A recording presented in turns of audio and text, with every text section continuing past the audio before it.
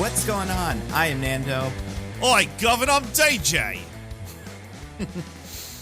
And this is Mostly Nitpicking, a podcast where every week we pick apart a piece of pop culture by looking exclusively at the details. Woohoo! Oh, top of the morning. Oh my gosh, you guys. This is an episode. Besides that whole thing, we also have no Diggins. Diggins is currently... where is he? I can't remember. Yeah, no, he texted me before. You'll never believe it. And, hopefully he'll be able to, verify about his time in The Hague when he gets back. But yeah, he was actually sent to The Hague. So they finally got him. Well, and it's the wildest thing. So he was actually the true culprit in the Sam Bankman-Fried crypto case. It was actually Diggins the whole time. That's why he always talks about how much he hates cryptocurrencies, throwing us off our trails. Right. I think it's really interesting that Sam Bankman-Fried is going to go to The Hague. That would be fascinating. I know, right? To the war crimes jail. But maybe, when you piss off rich people, you get in trouble. Like you cannot, like real trouble, right? Yeah, steal as much money as you want from poor people, but when you start stealing it from rich people, making not Bill Gates, Bill Clinton, right? And yes, Eli Manning and those guys look stupid. Then you've crossed the line. Yeah, now you've gone too far. So yeah, Diggins is currently being tried at The Hague, and we'll see how it goes for him. He'll have to let us know how it goes. It's one of those things too, and because you'd be like, wow, podcast hosts tried at The Hague. There's just so many high profile, trials, mostly one guy specifically going to lots and lots and lots of them for all the crimes he did, that a lot of this other trial stuff kind of gets lost in the news, but I'm sure it'll come up eventually. No, I don't say we wish for the best. We wish for the best for justice, Exactly. I hope justice right. prevails. Whether or not he did the crimes is immaterial at this point, as far as we're concerned.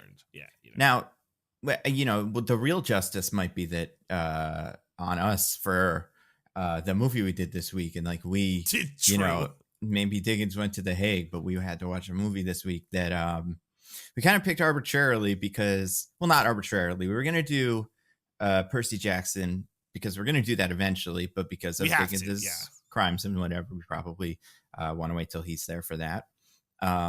Couple people suggested to do the Willy Wonka Johnny Depp movie. I vetoed that because I hate it so much. Agreed. I co-signed that veto.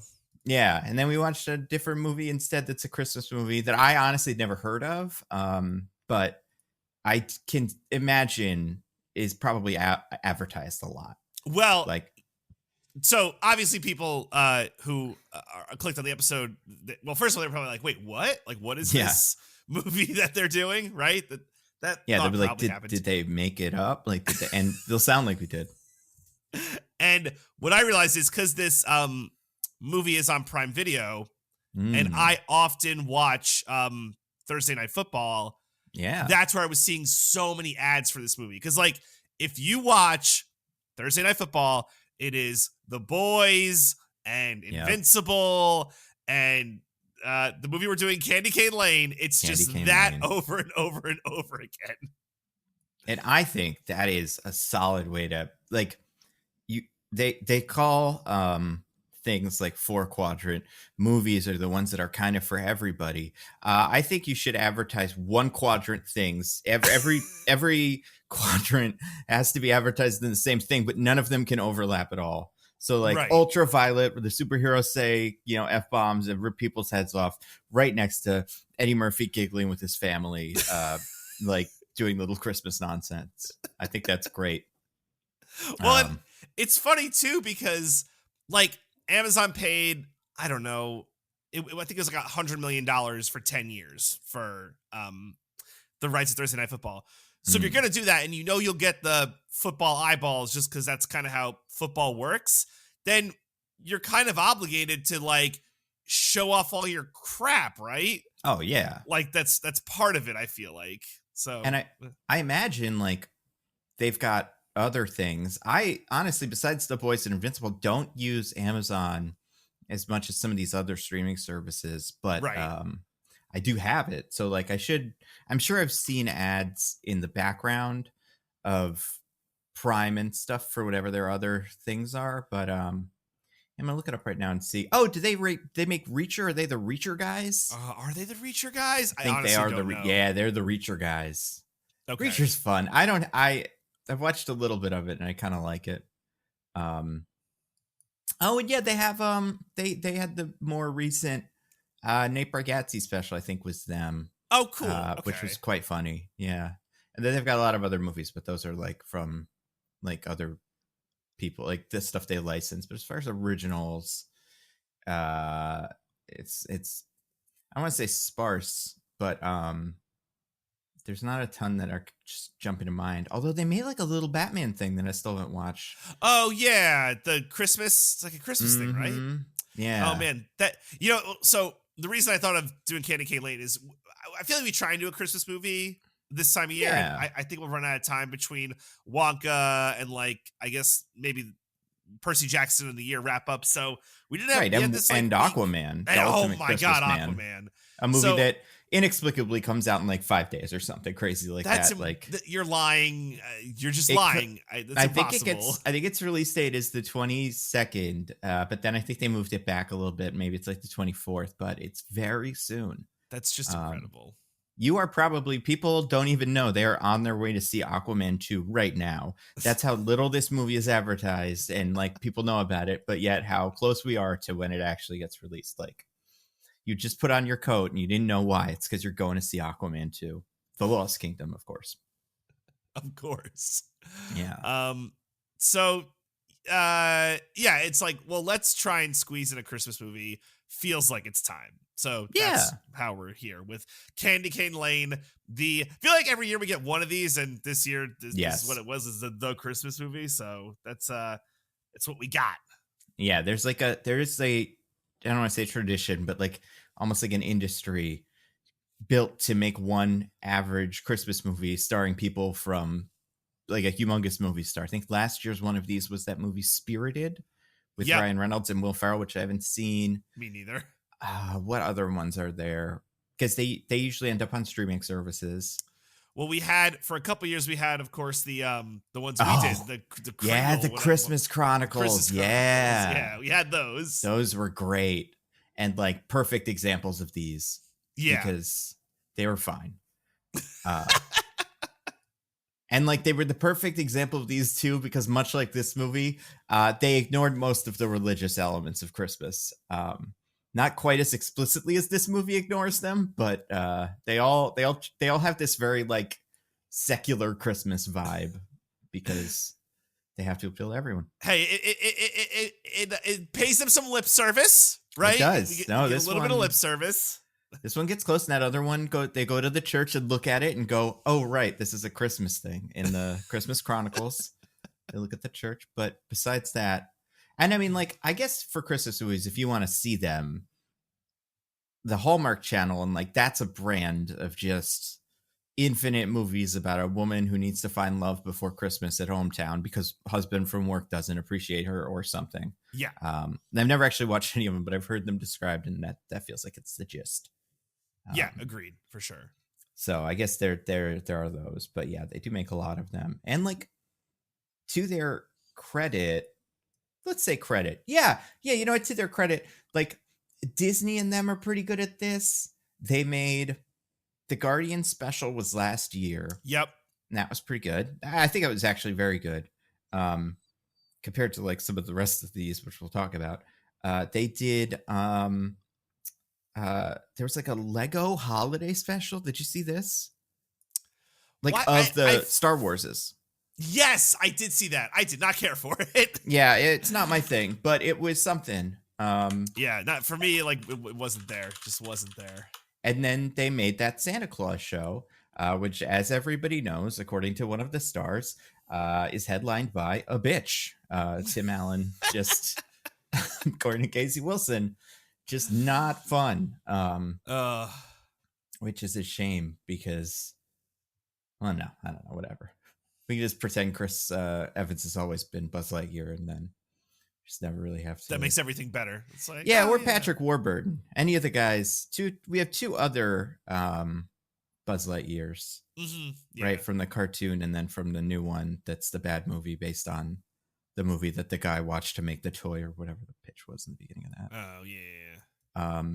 But you guys, and by you guys I mean just you, DJ, and Diggins, if you're listening from jail or something. Yeah, if how do you listen to stuff? If somebody does one of those things that they do in Shawshank where they take over the intercom system in prison and play music, but instead they play the podcast so everyone can hear it.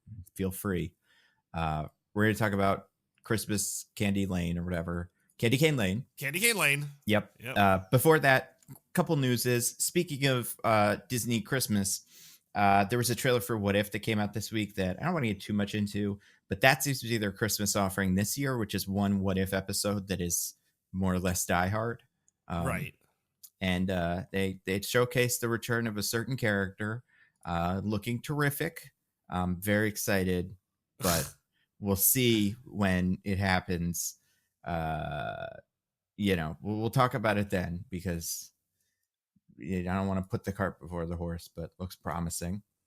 But there were also like 50 other trailers this week, and we're not going to go through all of them in lots of detail, but real quick. So first one, DJ, did you see the trailer? And I know you did because we just talked about it, for what I'm calling DC Civil War as opposed to Marvel Civil War. Oh, I like that. Yeah. I like that. They made a Civil War movie. They sure did. Who is they? I know it's H24, but it's Alex Garland, who made like Ex Machina and I think Annihilation, and I think Men is his other one. Okay. So one of his longer titles. This two words. That's a lot. Yeah. And it's a movie about what if, you guys, America had Civil War again. Yeah. What if? I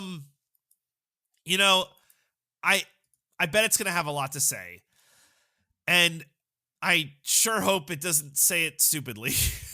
Yeah, I bet it will have a lot to say too. Or it will think it has a lot to say. Yeah, right. It's like, sure. We're so profound. America's never been more divided. Whoa. Yeah. I don't know. Like, what do you think's gonna happen? What do you think's gonna happen in this movie? Trying to think of specific beats that we'll get. Okay, so we'll get I love in the trailer you have people who are just like, oh, everything's fine. Yeah, what is that? Oh, that's me. Those girls are me. If there was a civil war, I'd be like, yo, I'm staying out of this shit. Fuck that's that. Fair. I mean, if they let me, I assume there's a civil war, so I have to go do stuff or whatever. But I guess if we're keeping the anthropology open, then I will get a job there instead of trying to overthrow the government or whatever. Yeah, no. So, I feel like that those characters spoke for me. So that'll be a beat. We'll also get we'll get cops being two cop, but one cop being good cop. Yeah, there will be a hero. Yeah, who is some kind of cop or military guy, whatever. Is Nick Offerman? He's the president. Do you think he's supposed to be like a Trump analog or something? Yeah, the president has to be the bad guy because they're what else do you have, right? If there's no bad guy, strong arm dictator Trump president, what else we got, right? I guess. I mean, I wonder, is the idea of the Civil War going to be that, because he's the president, so, is he just, the Biden of this universe, and then there's a Trump in Texas that is, the opposing side of the Civil War? Or yeah, it's like California v Texas or some shit. Yeah, so I think there's some smart people who did some modeling or something, and they said that that's what will happen, or what the most likely Civil War is. I don't know why they don't seem like they'd get along. They're pretty far from each other. But no, they would be the ones who fight. Those two would fight.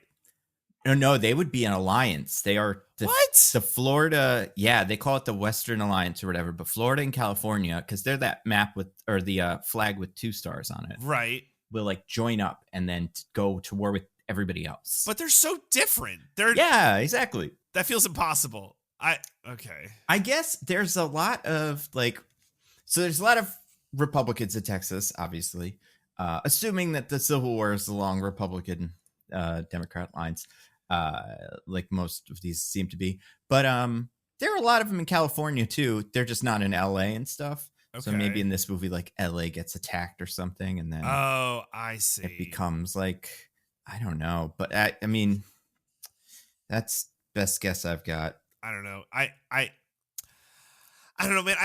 I don't want to accuse the movie of like doing this too soon, but it feels like it's going to be like way too far up its own ass to be like Yeah. effective, right? It's going to be like America's divided. I have something to say, and only I can say the thing about how America's divided. Guys, listen to me. Yeah, I don't know too much about Alex Garland. Is he from America? Oh, I actually don't know. Not that you can't make one if you're not from America, but if you're not, maybe there's like something there. Maybe it's like, oh, as someone from, a country that just finished a civil war. Oh, no, he's from the UK. Okay, never mind. That would have been like if he was from like, I don't know, the like Congo or something like that. And it's like, this is the story of that. And I'd be like, nah, that's something. Or like if he was from like, where's Arab Spring? Egypt? Right. So this is the huge part of Diggins being in The Hague is that all of like he's shouting at us like, no, you idiots, it's so yeah. Sorry, Diggins. It started in Tunisia, the Arab Spring. Okay. And that would, to be fair, that wasn't as much a civil war as like an uprising, according to this. Oh yeah, no, it covered Egypt, Yemen, Syria, and Bahrain.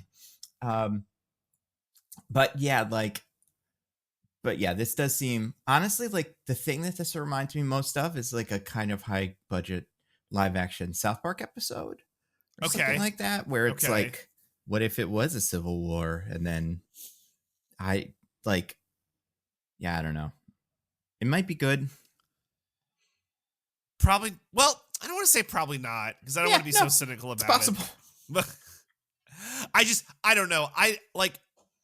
No one's gonna like feel good leaving the movie. Everyone's gonna be like bummed out after the movie, right? Like it's gonna be well, I'm sad now because this movie has a fictional scenario where America just tears itself apart. I'm sure at the end it's like, and hundreds of thousands of people died. I'm sure, to answer your question about beats, at the end those girls are like, we have to get involved or they'll be killed or something. They'll come up again in some kind of profound way. Yeah, I wonder if like they'll do like a thing where like the liberals actually are the ones doing insurrectioning or something. Ooh, that's pretty good. Twist it.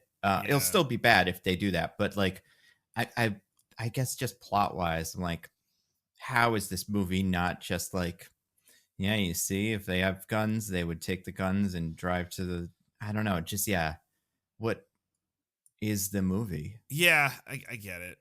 Yeah. But to be fair, it does have Kirsten Dunst in it, playing the war photographer. So it's kind of like her Mary Jane in those Spider-Man games where Mary Jane also does, like fighting and stuff and journalism. So yeah, she fights so good. She does. She gets like 50 Craven goons in one scene. It's insane. Yo, all with that. What, she got a little saber gun. That's how she does it. Silver sable, right? She a little silver sable gun. Yeah, silver. Or I can't remember the country that she's from, but yeah, apparently, Mary Jane was trained in their Krav Maga and given this little taser that she could turn into like basically like sleep dart kind of thing. I love it so much. I fucking love it. That's so great. Yeah, her, and man. She gets like maybe 40 goons in a row and outsmarts a couple of robot dogs. Speaking of that, other trailers this week. I feel like there's another one that I forgot, but then there was Beverly Hills Cop. They're making Beverly Hills Cop : Axel F. How many? There were 2 originally Beverly Hills Cops. I want to say there were like 4. Whoa. This either there are 4 or this would be 4. There were at least 3. Yeah, 3 came out in 94. Okay, then yeah, that's probably the last one. Yeah, this is the 4th one. Well, yeah. No. This is the start of the second trilogy. Come on now. That's true. Yeah, this is the Axel F one. Yeah, then it'll be Axel, like, I don't know, H or whatever next. I don't know. After Axel G, I would assume. Unless, or what comes after Axel? Wheel. Yeah, that's a good point. Wheel F, or maybe it'll be another character. Maybe they'll spin off of the Judge Reinhold guy who's still around for these. Oh, that could be good. Yeah. Yeah. Yeah, this looks interesting. Have you seen any of the Beverly Hills Cops? if I have forever ago, right? Like my dad was probably like, "Oh, watch this movie," and I'm like, oh, "Okay, Yeah, it was part of seems the cool." like back in the 80s, man. Eddie Murphy was just like the hottest thing. Yeah. And I would say this is not his best thing, but perhaps his most consistent. Because Okay. like there was only at the time there was only one coming to America. Right. Right. But this they were able to turn into a franchise. I guess they did 2 48 hours. They did 48 hours and then another 48 hours. Um, but they did not yeah, like not all of his stuff was there's no trading places too. Although Right. they could call it like trading back places or something. But yeah, they're fun. I like the Beverly Hills Cop movies. Do you know what they're not like? What are they not like, Nando? I don't know, Commando or whatever the fuck this is. Like they usually have some jokes. Yeah. They tend to be comedies because they star a famous comedian. But you know, this one's Bad Boys. I guess they just decided to make a Bad Boys movie, Yeah, but with something one like guy that. instead of two. I found this trailer fascinating because like Yeah. What about it? Like what for you was the most or like the fascinating bits just in general? I mean like the thing with the Axel Foley character in the Beverly Hills Cop movies is like he's kind of good, but he's mostly like he's not like John McClane or something. He mostly gets by on charisma and like Right. cleverness. So like the fact that this trailer more or less played it like any other action movie, I kept waiting for the point where it kind of drops, like where you get this buildup of like it's an action movie, and then he does something kind of dumb. Yeah, yeah, But yeah. they didn't do that. They just did the whole action movie thing. Straight So action, yeah, it's fair. it's fat, and maybe they're trying to trick us. Like maybe they want to get everybody watching it, and then they kind of think he's cool, and then it turns out he's silly. But yeah, it's directed by the guy that directed the Apple at Work commercial, a Okay. Nissan commercial, and an iPad commercial. So Okay. pretty good so far. I don't I know who's writing it. That's probably more important. I could see a scenario where the Hollywood studios are like, no, we need it to be an action movie because that's the thing. The comedies are dead. Just make it a straight action movie. And I could see them just like deciding that that's the thing. Yeah, I can see. Like, I'm surprised this doesn't feel more like 21 Jump Street. Yes. Because Yeah, that's yeah. what I expect this would be. Is like he would show up in LA now, where he used to be able to like in the first movie, like puts a I think it's a banana in like the tailpipe of a cop that's trailing him, and then they're like, "Oh shucks, he broke our car. I guess we'll go home." Right. And like to be fair, there's plenty of people shooting guns in those movies too. It is like kind of commando-y, Yeah. but a lot of it's just Axel Foley being a little silly. But uh yeah, I could see him trying to do stuff like that, but then like, you know, in our modern day, the cop just jumps out of his car and, you know, vaults over 3 more cars and does John Wick stuff, and he's like, "Oh no, the world has changed." Like they do that Yeah. I with get that. these, make it kind of meta. But it doesn't seem like that's what this is. It seems like they just made an action movie with Eddie Murphy in the middle of it. Maybe that's what the F stands for. Axel. Don't watch it. Fucking let's go. Yeah. It's written by 3 people. It seems like Will Beal is mostly in charge. What's his deal? Oh my god. Okay, I think I see it. I think I see the vision. Okay. Okay. This man, Okay. Will Veal, person I never heard the name of before, which I think is kind of surprising considering, wrote, what is this, 7-ish things? An episode of 5 episodes of Castle. A Okay. movie Gangster Squad, which I never saw, but looked like it was a fake movie inside of a TV show or something. Do you remember this one? I do not, unfortunately. It just looked like a lot of guys in suits with hats being gangsters, like old timey gangsters. As had Josh Brolin, Ryan Gosling, Nick Nolte, Emma Stone, Sean Penn. Okay. Yeah, it was like a real movie. But It's a real movie, not a fake movie. It's a real apparently, movie. Well, then his second or third directing or writing credit is Gangster Squad: deleted scenes. So I'm going to assume that's just the same thing. I Okay. guess they made a Training Day show that he wrote some of. I don't know what that was. I didn't know that existed. But then here we go. He has the screenplay by and story by credit for the first Aquaman. Hey, there it is. There it is. And he has the story by credit for Zack Snyder's Justice League. There it is again. Yeah. And so the hits keep coming, baby. That's who they got. They got the Zack Snyder Justice League guy. God damn, dude. Incredible. That's great. Yeah. So hopefully this movie wins the Academy Award when Axel F enters the Speed Force, you know? I was about to say, also, it is just going to be like crash, crash, bang, bang, pew, pew. Like, that is what this movie will be. So, cool. Now, to be fair, there's another actor. So there's two other writers attached. One of them, named Tom Gormican, wrote that movie, That Awkward Moment, that I love. The show Ghosted, which I haven't seen. Seems fine. And then The Unbearable Weight of Massive Talent. So closer in tone to what I would expect from a Beverly Hills Cop movie. But right. Not, yeah. And then it seems like the other guy that's on this is kind of his writing partner or something, because he also did Unbearable Weight of Massive Talent and Ghosted. And executive produced a lot of Workaholics, a show that I like. But yeah, so, you know, maybe it'll be good. There's always hope, as they say, right, Nando? Hope. There's always hope. Yeah. They've made a couple of these, right? Specifically, Eddie Murphy. Well, not exactly, but like they made a, like I said, they made Coming to America, which I don't think is any good. They made a new Doolittle movie, not the same actor or team or anything, but one of the weirdest movies I've ever seen. Okay. Did they make another? I guess they didn't make another Nutty Professor. They did. Did they make two Nutty Professor movies? Did they? If they did, they came out around the same time. So this kind of isn't what this is. Yeah. I get it.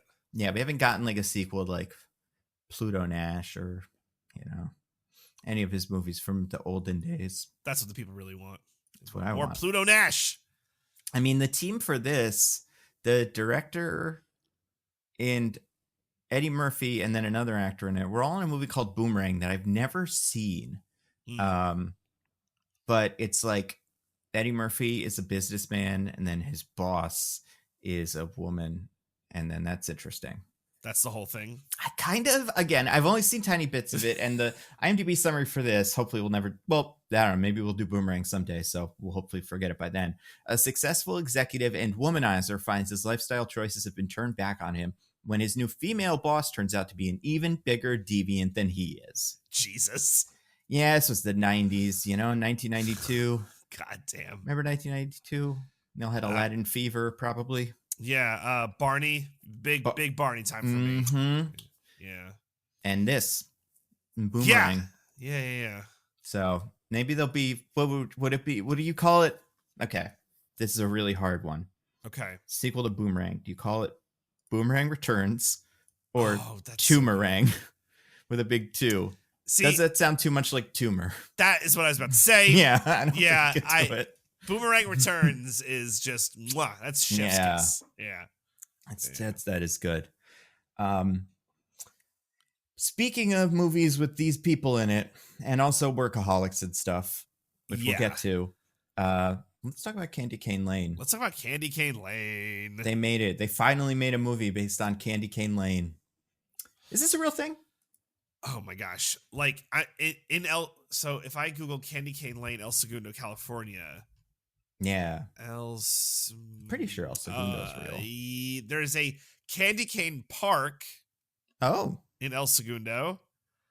I don't think that's what this was going for. Okay. Is this a thing? So I mean, there must be some version of this that happens in the US. No, this is a real thing. Yeah, in El Segundo. Oh. Yeah. Okay. It's Candy Cane Lane, the whole street. Yeah. Wow. So this movie was made because some guy probably lived here and was like, I gotta make a movie about this. I mean, it makes so much sense because you can make this exact movie and take away all the Candy Cane Lane stuff. The movie's more or less the same. Instead of winning Candy Cane Lane, it's just the daddy makes a wish to make the perfect Christmas or something. And, chaos ensues. But like all the house decorating stuff really takes a backseat for most of the movie. So, okay, so I'm confused now because I'm trying to watch a video about this, and it seems like maybe in El Segundo they did this like for the movie. Oh, that like would did make Amazon sense. buy a town and was like, hey. I mean, some of those things, some of their big old like warehouse centers are pretty large. Like I think there's one that's like 3 miles long. So maybe this is just what it looks like inside that. Yeah, I don't know. It feels wild. Feels wild. Like I wouldn't be. You could convince me that this whole YouTube channel is fake. I know it. Yeah, El Segundo News. Really, it's been around for a little while. But if it wasn't, if this was the only video, I'd be like, oh, this is part of some weird viral marketing campaign that didn't really take off because it got 2,000 views. But, Yep. Huh? No, I know. It's very like perplexing is the word that comes to mind for me. Yeah, I am perplexed. Because, this movie only makes sense to me in a world where there actually is something called Candy Cane Lane, and that's what got this pitch over the finish line. But so, yeah, it was done this year. Oh, wait, Candy Cane Lane 2022. Okay. All right. Now I'm thinking that, okay, I think this is a regular thing. Okay. And not just, okay, I feel better that Amazon did just like buy a town. But is it better that some screenwriter was like, I'm going to do this really weird, just obscure thing? And yeah, I mean, yeah, we'll get to it. It really does to me feel like what happened was they took a movie called The 12 Days of Christmas or something and tried to wrap it in something a little bit more interesting. And it's not that surprising that they would pick something like this, like Candy Cane Lane, a weird little Christmas, house decorating tradition, right, and use that as like the setting for this story. But speaking of this story, we got to talk about the movie and the summary and stuff. Now, when Diggins is not here, or when any third guest or third host is not here, the other two hosts, the way we've done this is they do an IMDb summary, they each do it, and then afterwards they look at it and kind of determine who won. Yeah. Does that work for you, DJ? It does. Okay. However, I would just like to say something, if I may. I would just like to say something. Oh, my God. I was robbed last week, and we're just kind of, and I said it during the pod, like, I was like, hey, by the way, I was robbed. But we're just kind of bypassing that fact, and I think it's weird that we're bypassing that fact. Here's why we're bypassing it. A, you say we're robbed every week. Boy who cried robbed. But B, more importantly, because I haven't seen this point made in the thing, I was very clear that you would have to sweep the thing to beat Diggins in the. No one has in the Discord actually put the two summaries on the thing and compared them, because I do think Diggins has a pretty clear advantage in terms of the actual summary. And for that reason, the secondary test thing was weighted in his favor. Could he have done better? I think if he had done better, it would be no brainer. And like, if he got one, it would have been enough. But I'm pretty sure I said you had to get all three to win, and you did not. How do you feel? Did you see Supreme Court Justice Rogers' ruling on the Discord? I did, but I don't remember what it is. Let me find it. So he was saying I was robbed. Diggins gets second, or goes second to copy the beautiful summary by DJ, and even tricks Nando into thinking he has novel summary takes, and then Diggins gets smashed in the tiebreaker but still gets the win. If anyone was wondering how January 6th could have gone if Pence got into that car and didn't certify, we got a glimpse of that alternative reality on the Wish IMDb. Well, so that was that was totally agree with. Mostly nitpicking Civil War then. This is who's our Jesse Plemons who's gonna enforce the law the right way, my law. I don't know. Find some brave guy in pink glasses. But he is still my Supreme Court justice, so that's what I say to that. I mean, sometimes the Supreme Court rulings are good and sometimes they're bad. And this That's one true. is one of the good ones. So hopefully it'll be good next time too. All right. But this time it's me versus you. Yeah, head to head. This is wild. By the way, do you know where the summaries come from? I do. Oh, can you enlighten me? Because I don't. So that would be actually fantastic. Santa Claus brings them. So that's awesome. That's so cool. They all come directly from him. And I think the elves make them, or he buys them from the companies that make them. Right? Like if it's like a little wooden summary that like doesn't, but if it's like one that's like an Xbox game, it's like Santa gets that from Microsoft, and the elves put it in a wrapping paper and stuff, and then they put it in a his bag. So sometimes they make these by hand and they make them really badly, or sometimes they get them directly from the people that are the professionals, and then those times they're good. And that's why some of the variants on the summaries is quite dramatic. Okay.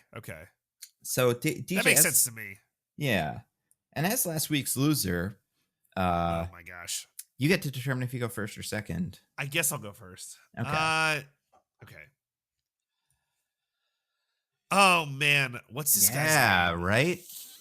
What is his name? I mean, it's Chris. It's like Chris.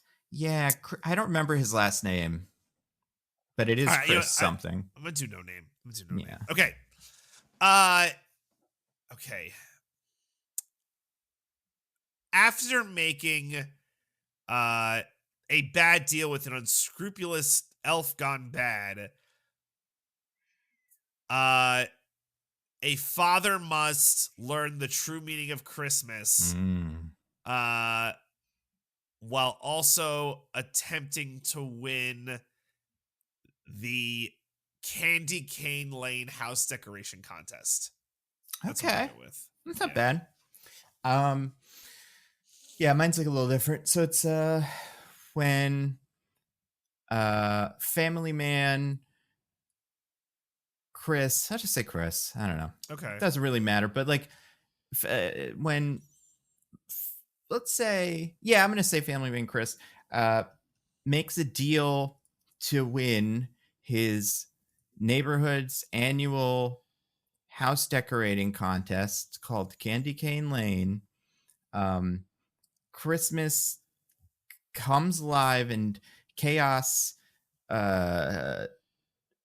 takes over the town as Chris and his family need to save everyone before time runs out. Okay. Ugh. Okay. So let's look at the real one. All right. Do you want to read it? Sure. Let's see. Oh boy. Okay. We're going to need a tiebreaker. Yeah, this is tough. A man is determined to win the neighborhood's annual Christmas decorating contest. He makes a pact with an elf to help him win, and the elf casts a spell that brings the 12 days of Christmas to life which brings unexpected chaos to town. Yeah, it's all over the place. Like you called it an elf, which I did not do. Yeah. I used the word chaos, which I liked a lot. You also had annual Christmas decorating. Annual Christmas decorating. Yeah. But that might have given it to you. Maybe. Did you say 12 Days of Christmas? I did not. I'm wondering if you have it off just off of the getting neighborhood's annual Christmas decorating contest is like pretty huge. Like yeah, had it spelled out. Did you call it a pact or did you call it a deal? No, I said deal. If you said pact, I'd be like, that's pretty good. Yeah, pact is but no, I think you got it. All right, I'll take it. Because I'm fair and balanced, I'll give it to you. This is why the Democrats always lose. You gotta cheat, guys. Cheat as much as you can. Oh, we learned anything from this movie. Cheat. Figure out a way. That's true, actually. Finagle. Shockingly get all the tacos. Well, DJ, as the loser, you get to explain to us what happens in the movie Christmas Candy Cane Lane. This is so... Well, I guess, for bright side, at least I just watched it. Okay. Candy Cane Lane, starring Eddie Murphy. Okay, so gosh. So there's Eddie Murphy is Chris Carver. He is married to his wife Carol, Tracy Ellis Ross from Blackish. That's right. So some star power. Yeah, I like mean, on the front end of this. Eddie Murphy is like, it was one of those guys. I mean, he didn't do movies for a while. Like, he did take some time off, but he was like a humongous star.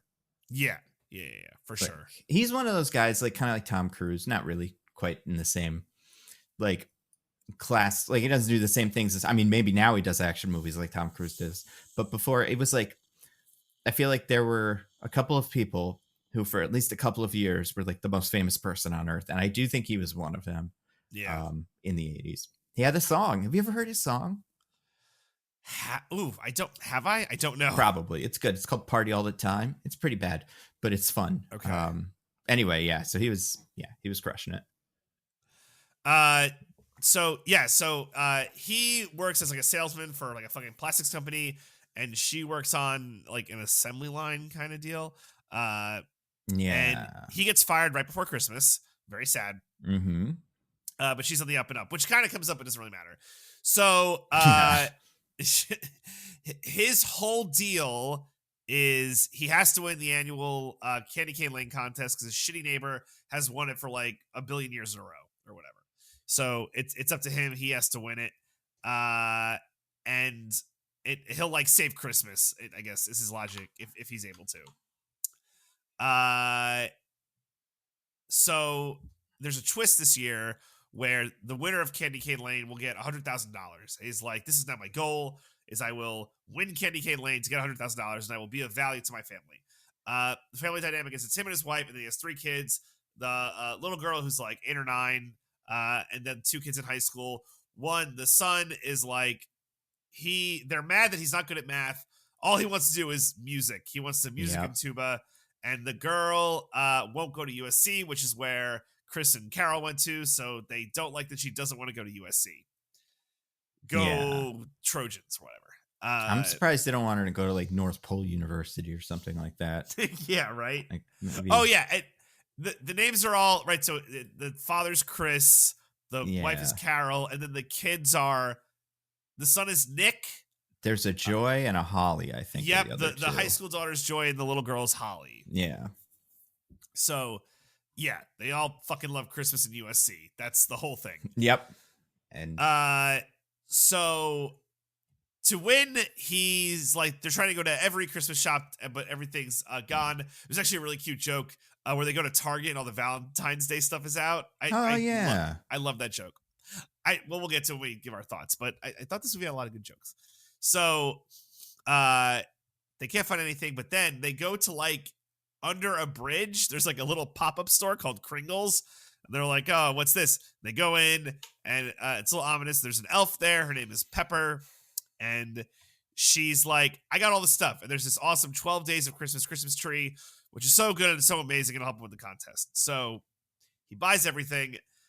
That night, there's like a little preview for Candy Cane Lane. It's like not the official contest. It's like the kickoff, I guess. Yeah, I don't know. It seems like it's the whole contest, but the way it's presented, this is a week-long event or something. Yeah, right. So they go down the Candy Cane Lane with Santa Claus, and he like goes to every house and points to it. It lights up, and they get to the Carver house, and like he points to it, it's like, oh god, it's not working. What a fuck up.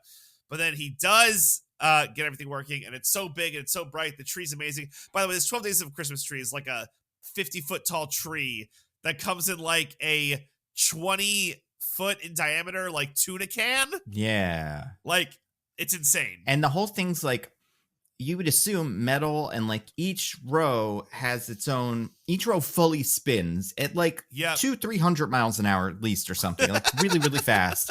All of them in different directions, like opposite directions from the other one. Yeah. To create the illusion of animation in 2023, a year where we have alternatives to that, but they decided to do humongous top drill machine thing.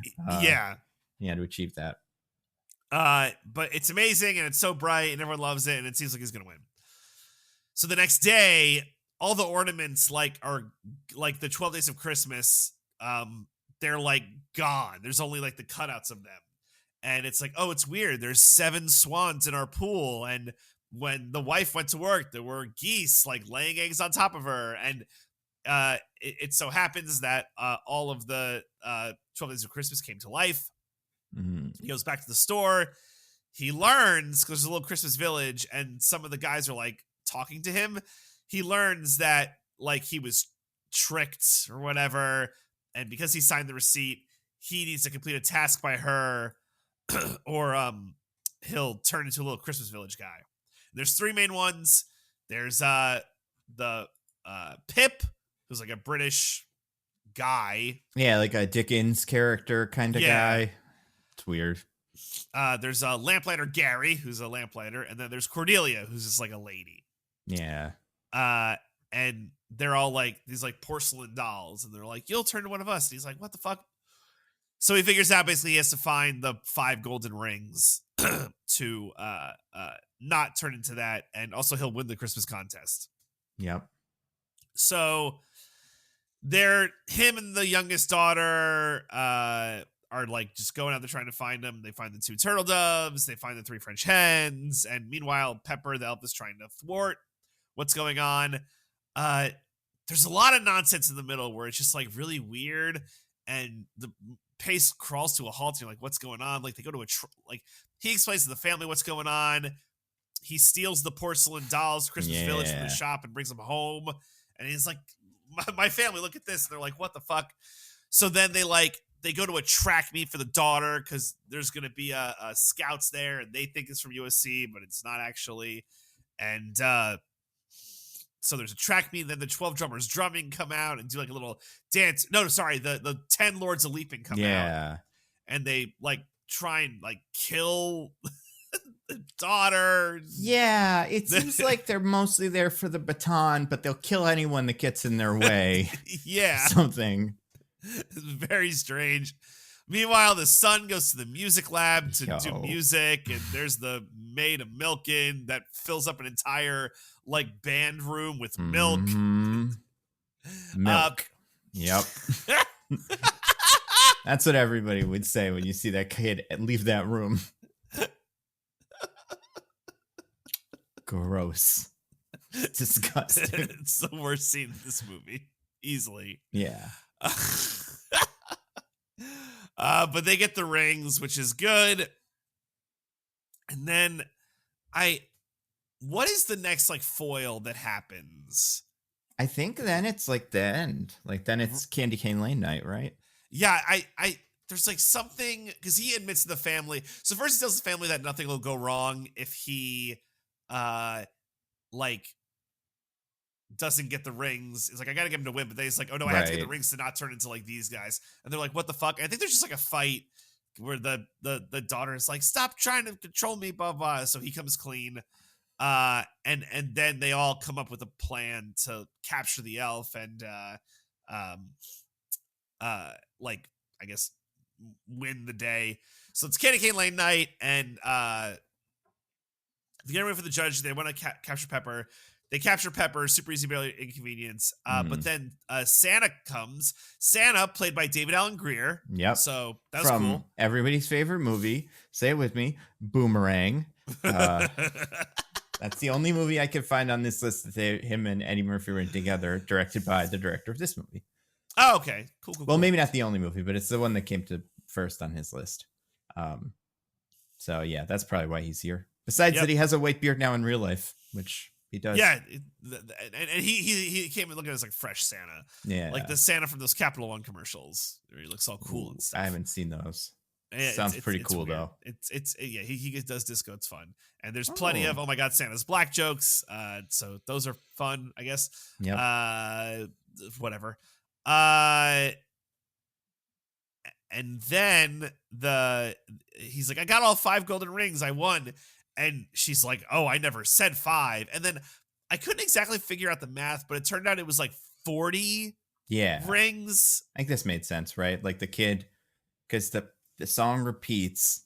So if you sing the full song, you would sing the phrase 5 golden rings 8 times. Oh, 8 times. So they need to, because it's 5th in line. So you need to collect 40 golden rings. It's 40. Okay. DJ, you need to pay more attention in math classes. I'm really learning. do. Get your head out of the clouds. Put down your big giant tuba and your little beatboxing machine or whatever, and start looking at some books. Yeah. So now they have to go get all the rings from all the 12 Days of Christmas guys. But like, there's more than 40 of those things, so that's why I couldn't figure out like what has what. I'm assuming there's just some rings on the floor or something. Yeah, right. There's just rings around. So, it's the deadline. She cheats. He turns into a little porcelain man. Everyone's sad. But then Santa's like, well, how many rings did you get? And they're like, oh, we only got 38 rings. And then he's like, check again. And then luckily, each of their wedding bands are gold. Yep.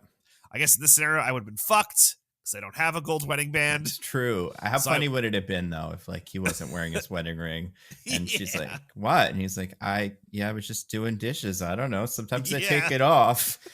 Never mind. Become a porcelain monster doll. I'm throwing you into the trash. You be with your little porcelain friend, thruple, quadruple, or whatever that is now. And Pentatonics, God. They're friends too. I forgot about Pentatonics. God damn it. Yeah. They're in the movie. They're little Christmas Village people. Mm-hmm. They sing every now and again because the movie demands it. Nobody in the movie wants to hear it, so I don't know why we're doing it. Yeah.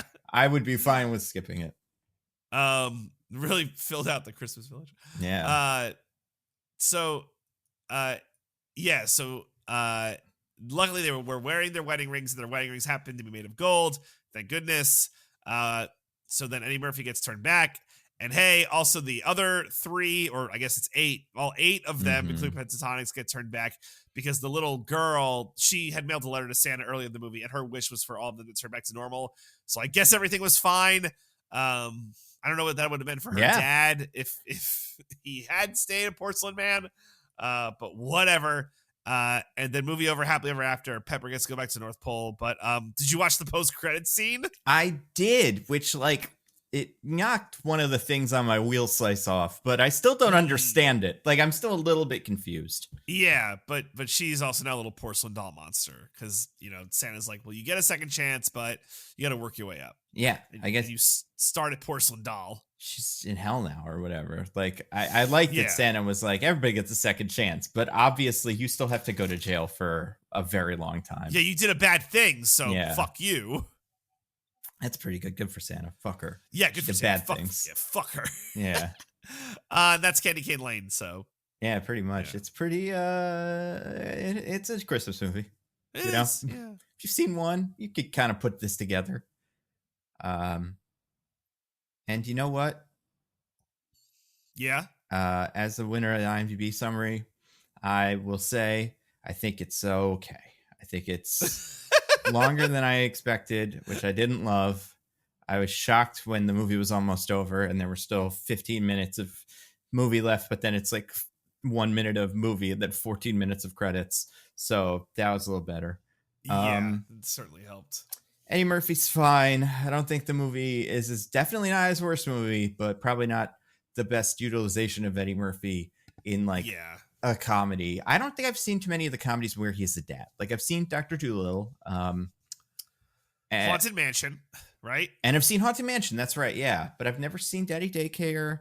I've never seen, I don't know, Norbit, maybe. I probably wasn't. No, maybe he was. I don't know.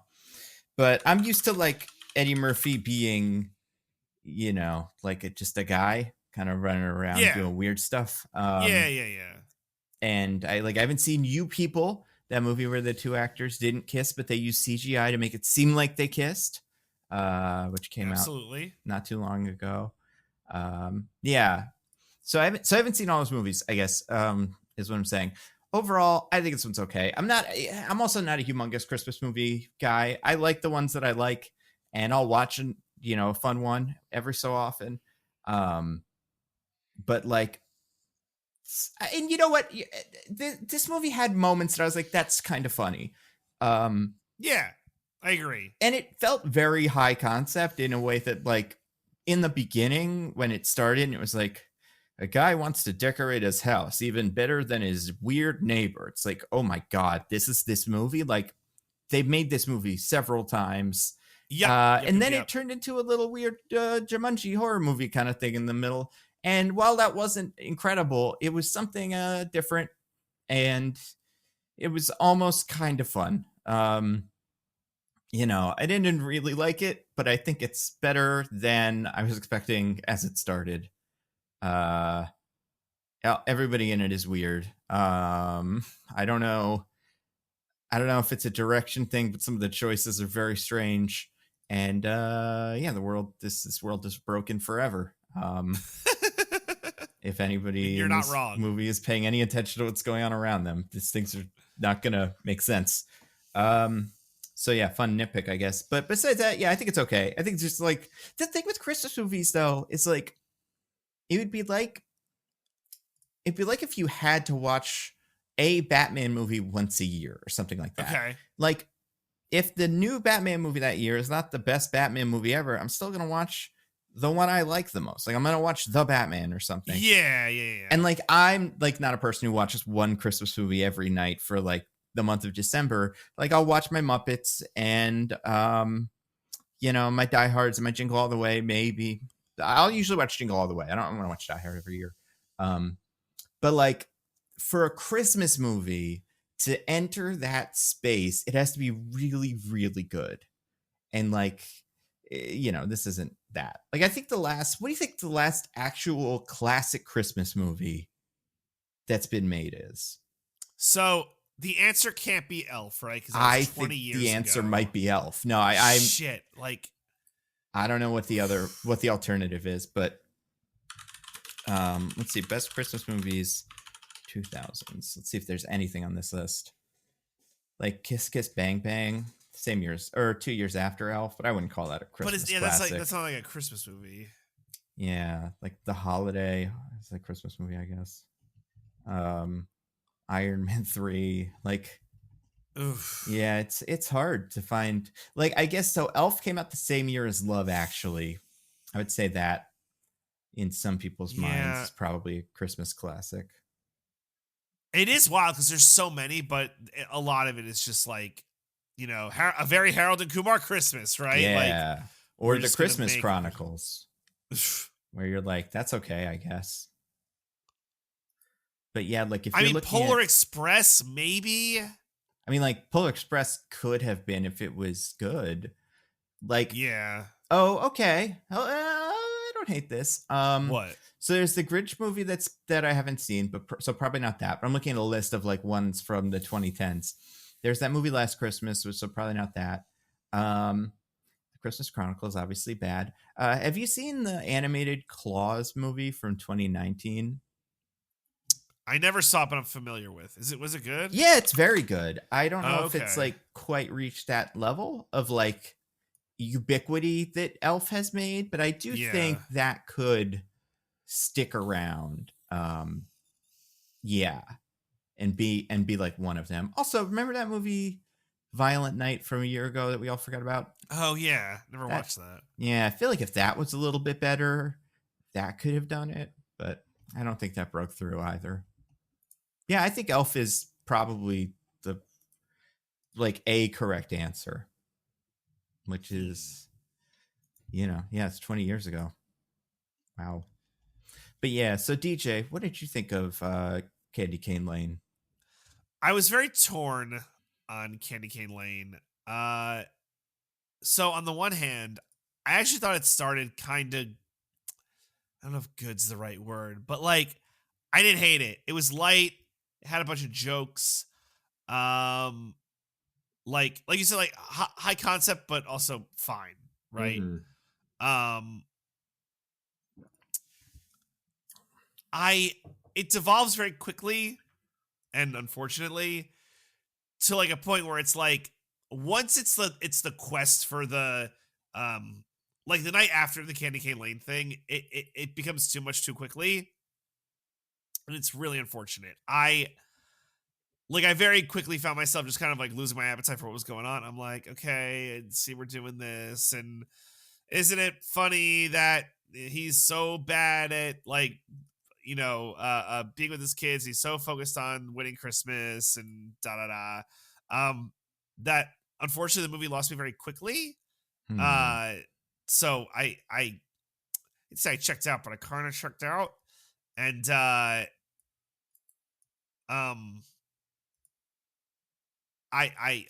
was just kind of like out on the movie, which stinks because I thought there was a point where it's like, oh, this is fun. Like these proceedings are entertaining enough. So Yeah. I liked it to a point, Nando. I liked it to a point. Yeah, I get that. And like So it is hard with these movies to be as interesting as they need to be to like be cool. yeah.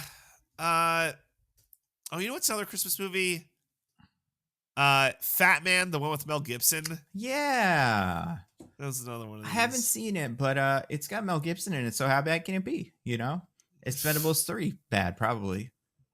Or Probably. Pocahontas, one of those two.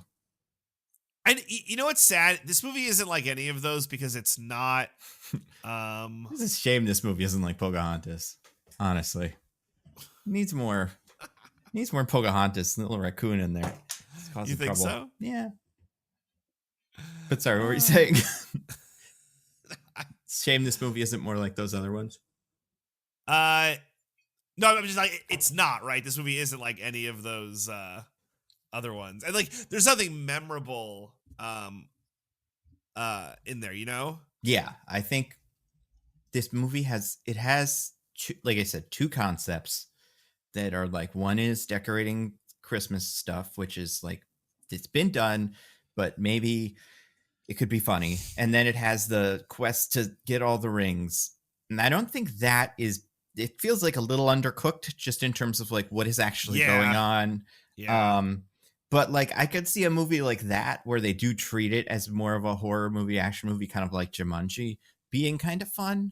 But this, yeah, it's kind of 2 feet on either end. Like if it got in one of those spaces, maybe it could be the best. I also don't think this movie utilizes Eddie Murphy particularly well. Agreed.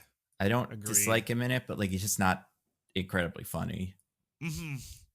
Yeah, he just says like the generic dad thing, but there's no charisma there. He's just like kind of sad. Yeah. Which is like just kind of a bummer. Yeah, like I do think he's got range. There's a couple things like he does in movies that is what makes people like him. He does like Axel Foley, or I would say this kind of in that same class as Donkey, where he just won't shut up and like he kind of gets on people's nerves, but he gets stuff done. Or like Coming to America, or movies like that where he is just some sort of kooky character. And like he's definitely not a kooky character in this. He's very much like just one of the Eddie Murphy dads, but he's also like not. He's kind of, I wouldn't say he's low energy. He's just average energy, which doesn't give you enough Eddie Murphy. Agreed. And yeah, nobody else in it is. I mean, some of them are doing some things that are quite interesting, but none of them are like amazing. There's no point where like an elf tries to cut some kid's dick off, like in that Kurt Russell one. Nothing that extreme happens. That would be amazing. And chainsaw, that was pretty cool. It is weird because I do think the movie like started with some good energy. Like I thought some of the jokes were like good, and like I thought there was some good laugh lines. Like, you know, I know I keep using the example, but like I really did like when they went to the Target and all the Valentine's Day stuff was up, and like, you know, the kind of quest to like to decorate the house, and even like the early stuff in the Kringle shop I thought was like a little charming. Like I thought early on this movie, I'm like, actually I think this is somewhat palatable. Like, I think this could be a movie where it's fun and there's like a lot of different things going on, and there's just kind of like a pretty quick devolving into the uninteresting. I hate to say it, but that's what happens. Well, I also feel like part of the problem is this movie is 2 hours long, which is like fine, but because we don't start doing 12 Days of Christmas stuff until like nearly a half hour into the movie, that stuff really kind of like, I don't want to say speeds by because it does take a while, but like there's never enough time to like establish what that is and like have a part where it's like, all right, let's come up with a clever plan. Like they do that in the very end, but like in the middle of the movie, it's like they're at this track meet that is already its own thing, and then those guys show up and it's like, why are you guys showing up at all? And also, you know, this just feels like a scene that would be in the movie about the guy that really wants to decorate his house. and then we Yes. put that other movie scene in the middle here, but none of it felt kind of like I don't know, kind of aimless. Um, There is a movie here that like the guy needs to decorate his house, but like there's consequences to it. yeah, Like there's somehow like very complicated stakes and stuff. Like that is a movie, but it's like I not mean, what they chose to do. yeah, I would say like there is probably an entire subgenre of movies that are the guy wants to decorate his house on Christmas, like some version of that. Dad wants to do Perfect Christmas, and like the Christmas like Vacation, I feel like is probably the best one of those. But like there's that one with Danny DeVito. Um I can't remember what it's called. Do you know what I'm talking about? I don't. It's him and Matthew Uh, Broderick, but it's like two neighbors who really decorate their houses at Christmas, get in a fight over oh, Deck the Christmas. Halls. Deck the halls, yeah. So Oh like, yeah. there's movies like that, and like, if the hijinks are fun, then like that could be something. Like, Yeah. I think if they did like, almost if this had the energy of like a Paddington movie where it's just like Oh. he's trying to hang the things, and the crazy neighbor comes and he trips and does some silly thing, that could be kind of fun. But Now they're speaking your language, right? If we get Paddington involved, then it's yeah, like he would now you're love here Christmas, probably, I for bet. it. Or maybe he wouldn't, maybe he's non-denominational, or like, Maybe. no, doesn't want to tie himself down. I don't know, he's I from can see Peru, so that. that could be anything. um and like, I feel like I'm there must be some Paddington Christmas thing. He probably likes Christmas, I mean, it's British, right? So, and he likes coats and hats. mm, right, Oh, right. oh yeah, he does Christmas stuff. Um, yeah, it's a yeah, it's It, tricky. I think it's close, but it misses the mark in a lot of ways. It's also so it's too long, right? Because it does the Yeah. 2 hour thing, but like it could be 90 minutes. And the other huge problem, which I think is quite huge, it gets really sloppy toward the end. Mm. Like the scene, do you know the scene at the end where the kid is like rallying all the drummers together? Yeah, I forgot That scene about is that. that scene is sloppy as fuck. There's some Like there's some sloppy stuff in the beginning of this movie too, which we'll get to. But like, what do you mean sloppy in this scenario? like there's really bad ADR. The Yeah. cuts are bad. It's like clearly he's not saying the lines that we're hearing on screen. There's like a lot of that stuff that I found super jarring. Which, Like oh yeah, yeah. I was No, gonna no, say that's interesting too, because there's parts like that for me where I agree. Like parts of the like physical construction of the movie, or like this the effects didn't look good. But then the little Christmas guys I thought looked pretty good. The little they did. dudes, Yeah. the porcelain guys. And like that could also be a movie. I don't know how that movie would work, but like about these like kind of like almost an Alvin and the Chipmunks kind of situation where these three troublesome little guys get, he has to take care of them or something. Right. Um I mean, I think you'd have to make them a little bit more interesting than what they are in the movie, but like they're that bit kind of works. Yeah, but a lot of the rest of it is just like it's weird. It's a weird movie. Yeah. It's a shame too, because like I said, I like Eddie Murphy. I do too. I think there's a generation of kids who only know him as this. And I don't think they should run out and watch Coming to America, depending on how old they are. But like, and eventually they'll know him as like, super cop Axel Foley. But like, I wonder, I guess whatchamacallit, Dolomite, he did like a character. That was like a guy. Yes. But besides that, it's been a while since he did something really like out there. I guess if they ever make a Shrek, whatever number we're on, 5, that will probably have some of that. But And like there was a time, and it's because he was like so famous, like so young, but he was like the most famous guy. Like absolutely, he had like, I want to say the best-selling stand-up special, or like most watched stand-up special at the time. He was a Yeah. humongous star on SNL.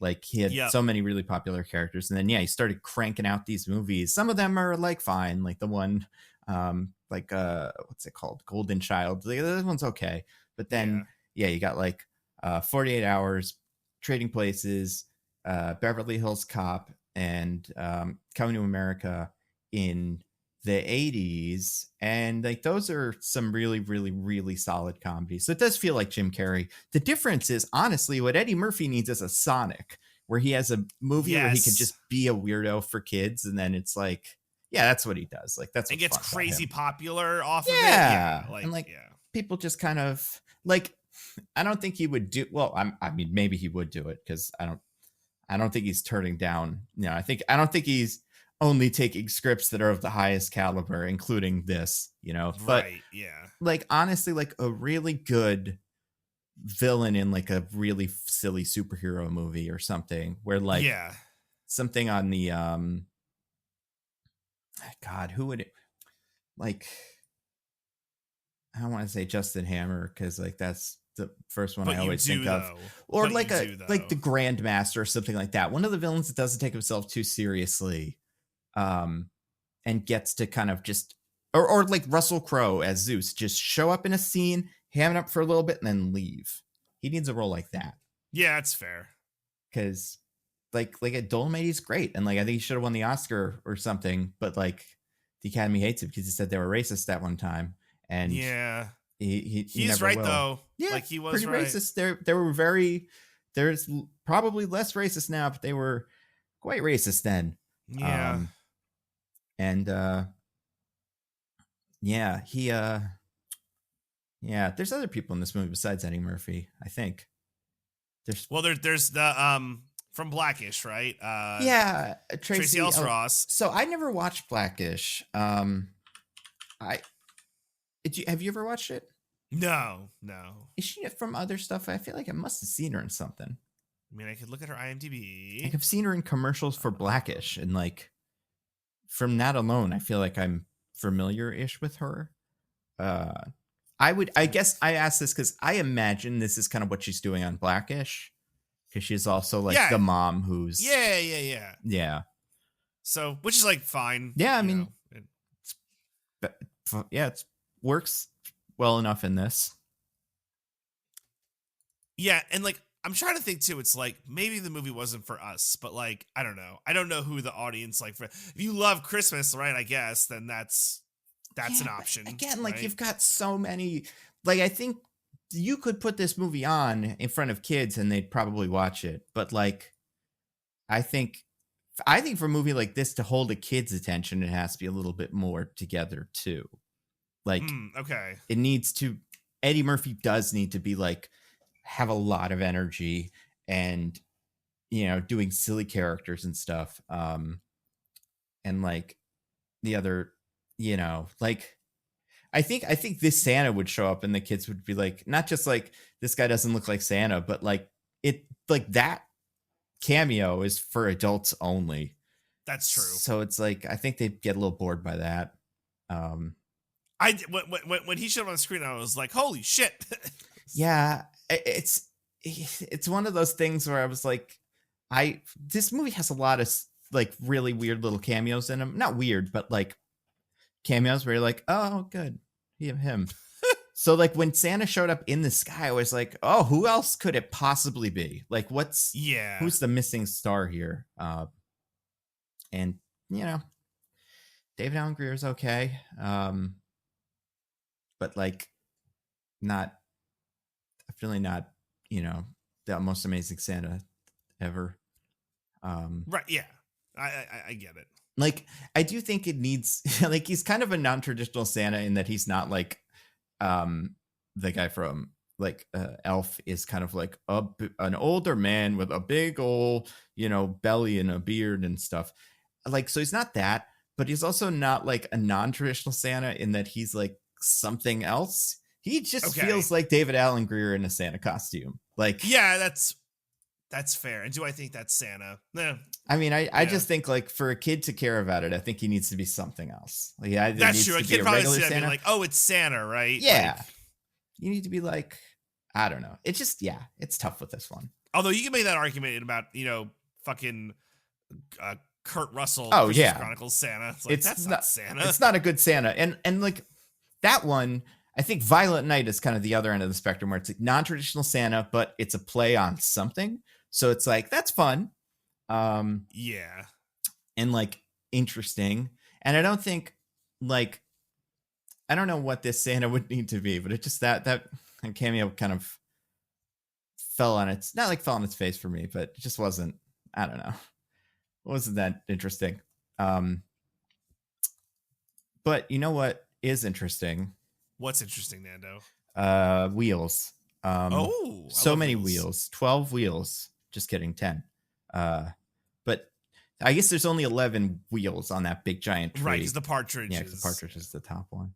That's her little friend. So maybe we'll find a secret 11th one as we go. But I'm going to spin the wheel and we're going to talk about this movie. We're going to nitpick it. Nice. So spin the wheel, landed on one of yours.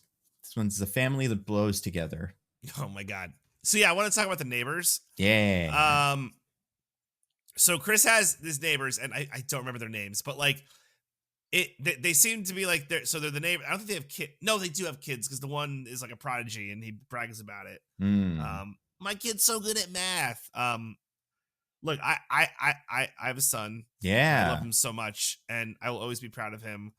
And maybe I'll turn to one of his parents. I don't want to be one of those kids that brags about my kid. That's what they always say. They all say, "Oh, I'm going to be the cool one who's different." But I am going to be the cool one that's different. Like I truly believe that. Perhaps. I really do. I mean, you think I'm wrong? I mean, I guess it depends. Like, will you? Because you probably won't try to like one up everybody with your kid. Right. Well, I don't know. In the movie, does Ken Marino know that their son is a math, like, knows no math at all? I don't trying to rub know. That in? I don't know. Yeah, like, I honestly don't know. Because, yeah, like, there's always a character, like, well, not always. There's versions of this character who, like, brags about their kids, and then there's versions of this character, like the one from Bob's Burgers, where the actor did the insurrection in real life, but, like, who weaponizes it as part of their character.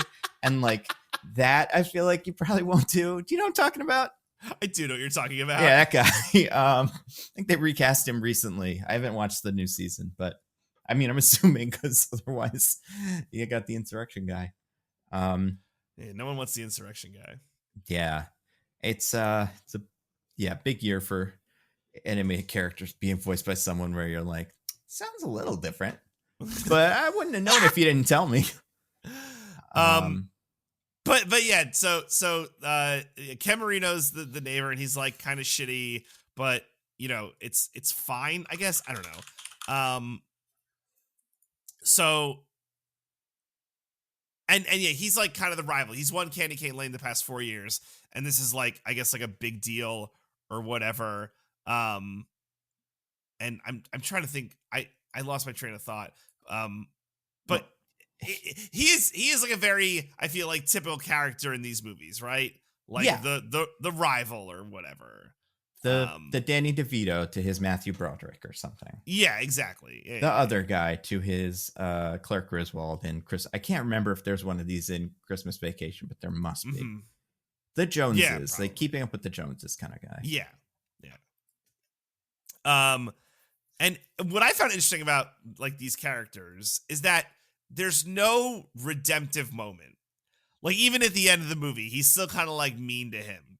And like, he doesn't seem bad. He just seems like kind of like a nerd. Yeah. But not in like a like problematic way or whatever. You know what I mean? Yeah, he's not enough of a character who you are supposed to be like, I do hope Eddie Murphy wins for himself, but also to, shut that guy up. He's just kind of like, he's like Ken Marino in like in Party Down or like other things where he plays a character who's like kind of dumb or like dorky, like a nerd, like you were saying, where like you're like, he's not going out of his way to be a jerk. He just isn't like all that together. So like, yeah, I don't, and I had a hard time. I was excited when he popped up, but I don't think he was doing anything super exciting. Yeah. And there's also another neighbor who's in certain shots for some reason. I don't know what the story was with this guy.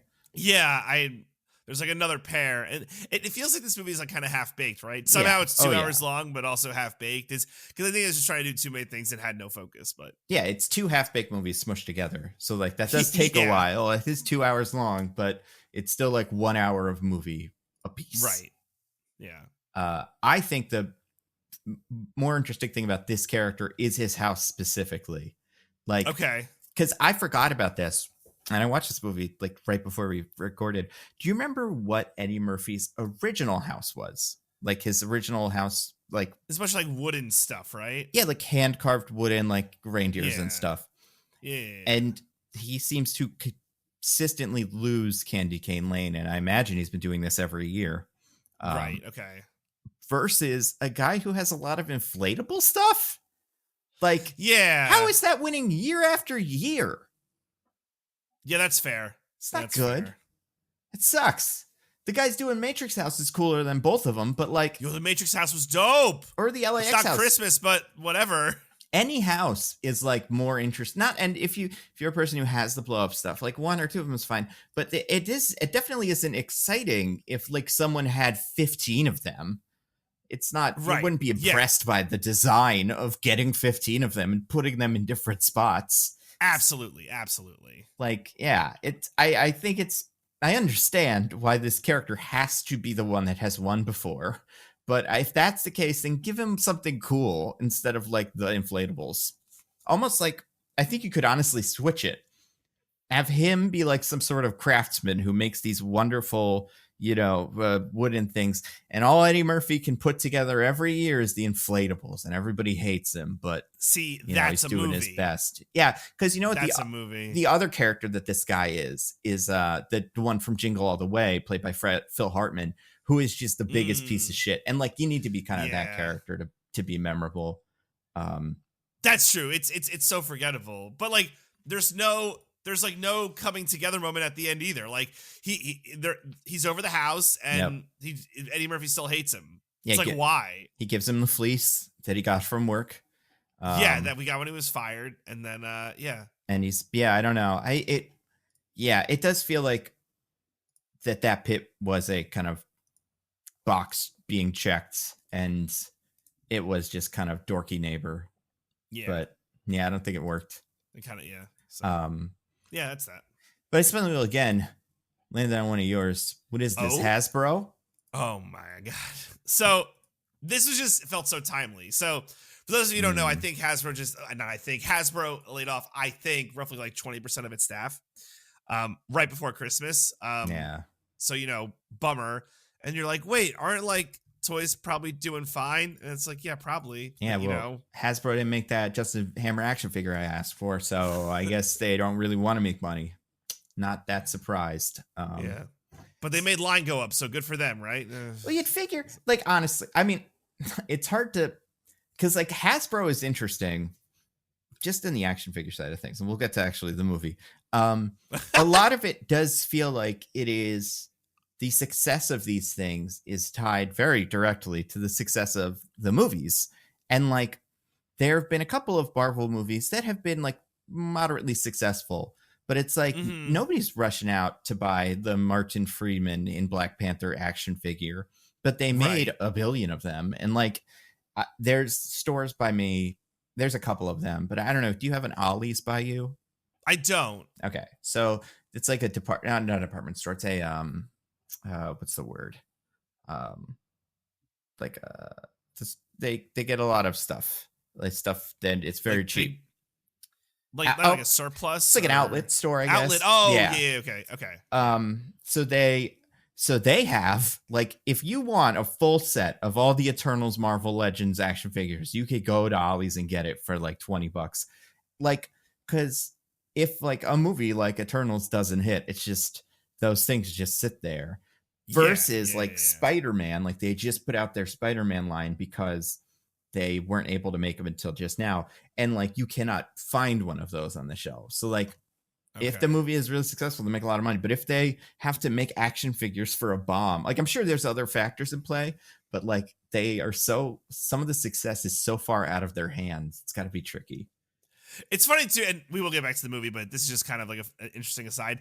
It's funny too, is Hasbro has like Dungeons and Dragons and like Magic the Gathering. Like you think they'd be able to like print money with some of those things, but they just like can't do it because I don't know, incompetence, rough economy, whatever you want to say. And Transformers, go woke, go broke, yeah, and the GI Joes, like some of the most popular toys. Yeah, and like Dungeons and Dragons, like somewhat big movie this year. Yeah, I think they also kind of went overboard on toys for that. Not even just figures, but like other stuff. Because I feel like the thing with Dungeons and Dragons is like, if you're a humongous fan of that, you want to buy like the stuff to play Dungeons and Dragons. Right. Yeah, exactly. But they have that. And like, yeah, there hasn't been like a big Transformers, like the Transformers movie this year didn't really hit. I don't think there's been a G.I. Joe. The Snake Eyes movie didn't really hit. Yeah. Like, I bet if one of those was a big success, they would be able to like not lay off 20% of their staff. Well, yeah. And the other thing that I know they canceled because I pay way too much attention to this is their selfie series, I think is what it's called, which was like you would send them a picture of you or something, and then they would make an action figure, like an Iron Man body or whatever. You could pick which one, but like with your face on it. But they weren't like really that good. So not like they weren't that good, but they just like they didn't look. You know, how could they? Yeah, totally, yeah. So like things like that, where you're like, oh, that's kind of innovative. That didn't really work. They also have Star Wars, which also didn't really hit this year. Yeah, like. I bet they sold a fair amount of Ahsoka action figures, but like probably not as many as would have been sold if like after like Mandalorian, because yeah, they got the Baby Yoda money. I'm sure that was floating them for quite a while. Yeah, for sure. Fascinating. I'm looking at some of the like toys on their website now, and I'm like, I don't know if kids are gonna buy a Mohawk action figure from Transformers: The Last Night, but it is it is an action figure you cannot even buy yet. It is pre-orderable. So someone looking at the numbers was like, well, you know what's gonna make us some nice chunks of change is a Mohawk from Transformers: The Last Night. One of those guys that gets the Nitro Zeus introduction. Got him. Yeah. Where's Nitro Zeus here? He's not even on this list. It's a shame. Oh my gosh. So yeah, why do I bring this up? So in the movie, like 5 minutes in, Eddie Murphy gets fired from his like fucking plastics company or whatever right before Christmas, and it's like, I'm like, it's not the brilliance of this movie, and like because the movie's on Amazon, they want to be pro, like fucking business, but I'm like, the first thing I thought was like, what is this, Hasbro? Like, and it is like the kickoff for the movie. It's like his call to adventure is like being fired, but it felt like unnecessary and weird, but also like the commentary I couldn't make sense of because there was this weird happy lady who's like, I'm the that was weird person to help you after being fired. It's like, well, you help fired people. It's like, I help RFP, recently fired persons. Like, I'm like, what is she supposed to represent in this analog? Yeah, was she supposed to be like a security person in disguise, or was she supposed to be like a take on like woke office culture, you know? Yeah, that's what I was reading. I'm like, they think it's like too woke or whatever. They get fired now. It's so woke when you get fired. Or laid off, excuse me. Well, it's recently fired persons, right? It's like, what the fuck? Yeah. There's two genders of persons being fired. Come on, Eddie Murphy, stand up for our values, our traditional values. But yeah, that was so wild. Luckily. I couldn't get over that one. And just so Hasbro-y. It's weird too, because like in a movie, like we've talked about a lot of these, like we've named a lot of these. Christmas Vacation, Clark works for a company that doesn't quite appreciate him, but he's like really banking on that bonus at the end of the year to pay for his pool. Like you have Jingle All the Way, where Arnold is a workaholic who like kind of forgot to do Christmas stuff. But in here, like Eddie Murphy seemed to have a good job he got fired from. Tracy Ellis Ross has a good job that she's probably going to get a promotion in. Yes. And like, I think even if you have both of those characters have jobs, you can still have like man, we got 3 kids coming up. One of them's going to college. 2 of them get college. We need to make this money. Somehow are we going to, like, I don't understand why we have to fire Eddie Murphy here and have this moment where he's like a little bit sad about that. Yeah, right. It felt quite like just arbitrary. Yeah. Yeah, I don't know. And it's like one of like the missing like marks from the movie where it's like you feel confused movie and I don't know what you need to do about that, you know? Yeah, you know, now that I think about it, the only thing that this helps is the end of the movie where it's like, what's his new job? But like, besides the fact that we know he really likes this Christmas thing, you would just figure in the beginning of the movie, like, oh, his job's going to be like wood carving or something. Like that seems to be his passion, much like, you know, I like it. Just it's weird that they don't, that this doesn't go anywhere. Besides just he lied to his family about not being fired for a second. Yeah, it's weird. You know, how could you? Well, and like, if this was okay, so I feel like this feels like a remnant of Screenplay 1, where it is just a house competition, where like every year he half-asses it or something like that. And like he puts up the inflatables and they don't really get any attention, but he's technically competing, so he doesn't have to deal with his HOA. But then this year he's fired and he can't tell anybody about it. So he really throws himself into the house like decorating competition. And like everybody's like, what's wrong with Dad? Why is he so into this? And it's like, not only does he need the money, but he's also got way more free time than anybody knew about. And that's why everything's gone crazy. But and it is kind of a subplot because he doesn't tell the kids because it's like, oh, this is our last Christmas before she goes to college and he goes to college and da-da-da. Like, this is our last Christmas, so I don't want to ruin it. And like, that's kind of a subplot. And then the mom reveals it, and that's when everything starts to spiral. It's weird. It's weird. Yeah, especially because like, I do think when he's like, I don't want to tell the kids they just got fired. I'm like, yeah, that's fair. You can wait until the new year. You don't have to tell them. Also, like, you got laid off, dude. Unemployment and stuff are things. Like, especially in sunny California, I'm pretty sure you got a pretty good case for it. Also, the mom's like, you got to start working on getting a job. It's like, no one's hiring right now. Yeah. Like, let the man wait till the new year. My gosh. And also, like, you're just about to get a promotion. What a strange, now that I'm thinking about it, what a strange move for that character to not just be like, it's okay, honey, I'll support us both. I'll make the money and you'll figure out a job in your own time. And then he takes that as like, I'm not a man anymore or something. Like, instead, that is funny that they're like, even every character in the movie is like, it's weird that Eddie Murphy doesn't have a job. And he's not going to get one because I guess his experience is in plastic something. Like, what does he do? He's a salesman. That's right. It is sales. Yeah. Yeah. That's one of those jobs. That makes sense that you get in a movie like this. Yep. All right, spin the wheel. I got a third thing. This one's pretty quick, but I did want to touch on it because I think it's fascinating. As they call it. Yeah, that's right. This one is just driving scenes. Did you notice how weird the driving scenes looked in this movie? I did not, but please elaborate. I don't know how to explain it because I don't know what they did. But like something about the way they shot people in a car that's not moving in real life, but like they put something behind it to make it seem like it's moving looks really weird. Okay. Like there's one conversation pretty early in the movie where Eddie Murphy and I'm going to guess youngest daughter, probably this is when they're about to go to the, shop for the first time, are like just driving and talking.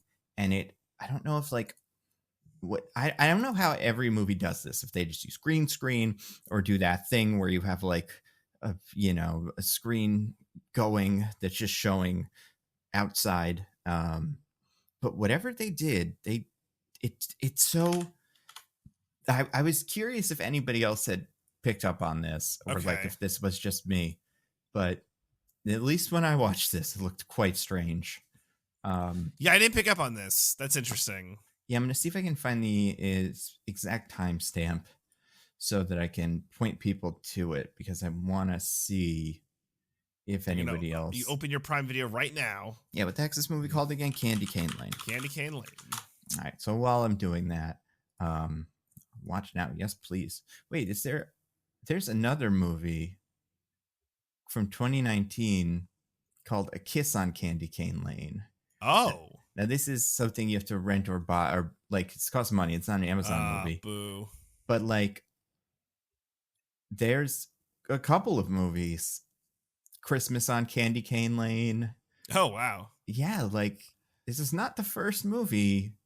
It's probably the biggest, most expensive one. With the Candy Cane Lane ethos. But yeah, not the first Candy Cane Lane centric Christmas movie. So I'm gonna look this up. I'm gonna try to find this timestamp. Okay. But in the meantime, I'm gonna spin the wheel, and it landed on one of yours, DJ. It's Emerson Veep. Is that what it was? Oh my gosh. Okay, we got to talk about my boy Emerson. Okay. Emerson is played by Timothy Simmons from Veep. That's where people might know him from. Jonah Ryan, the guy who sucks. Yes. He was like the tooch for me for this movie. We have two commentators, Emerson and Kit. And Emerson's kind of like, seems like the nihilist-y kind of one, is like, my agent could have booked me a better gig. And Kit's like the peppy, Christmassy one. She's like, let's go, y'all. Or let's go, fam. She's also like kind of she's too like trying to be cool and like, would use slang that is incorrect. Yeah, hip. Yeah. Look at that drip. Oh my God, yeah. And then there's the third member of the news crew that I forgot about completely until now. Josh, who is not Sean Penn, even though, was that picture of the guy that it's supposed to be Sean Penn? I have no idea. Okay. You see him for 1 second and then I'm like, oh God, Sean Penn in this movie. It might not have been him though. Anyway, sorry, continue. I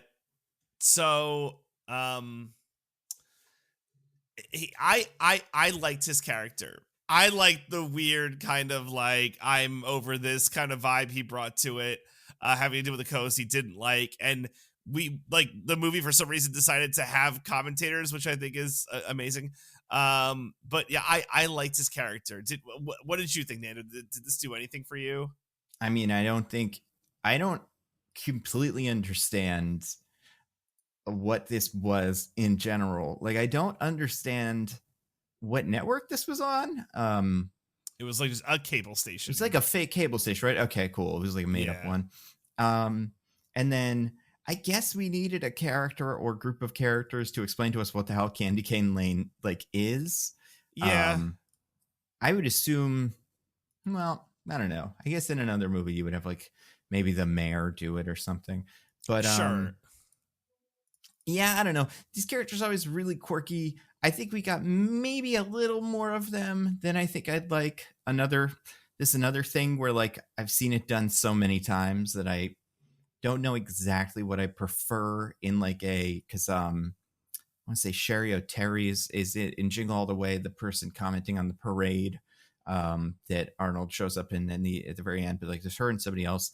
I guess the problem is with them is their dynamic is just like completely like, it's like, what are they? Like, have they ever met before? He's just like kind of a guy and she's like a cartoon character, but I would imagine they're friends and like they work together every day. Like, it seems like this third person that's here is new, but like, I don't know what the dynamic with them is just strange because it doesn't feel like any news team I've ever seen before. But it seems fake, right? These people are also from California, which, as far as I'm concerned, should be illegal. Like, you shouldn't be able to make a Christmas movie set in California where it's sunny and nice and kids do races. But regardless, maybe in California, everybody's just real strange news anchors and stuff. Yeah. I don't know. But I do think this is the first Christmas movie I've ever seen anyone crip walk in. So that's something. You know, that was pretty bizarre. Although, to be fair, I haven't seen all the really old ones. All of the, there's probably some Christmas classics that I've missed. Yeah. I wouldn't be surprised if there's some movie where, like, Fred Astaire and some other guy are just doing a dance, and in the middle, you're like, oh my God, they did crip walk by accident, but like they invented it. But yeah, the third member of the news crew was like, what I assume must be some comedian in real life or something. Yeah, Danielle Pinnock. I don't know if I'm saying her name right. Oh, I'm talking about the guy. The like. Oh, you're talking about I'm talking about the guy who DC dances. Youngfly. Yeah, is that like a real guy? So like a is he a DJ or He just seems to be an actor.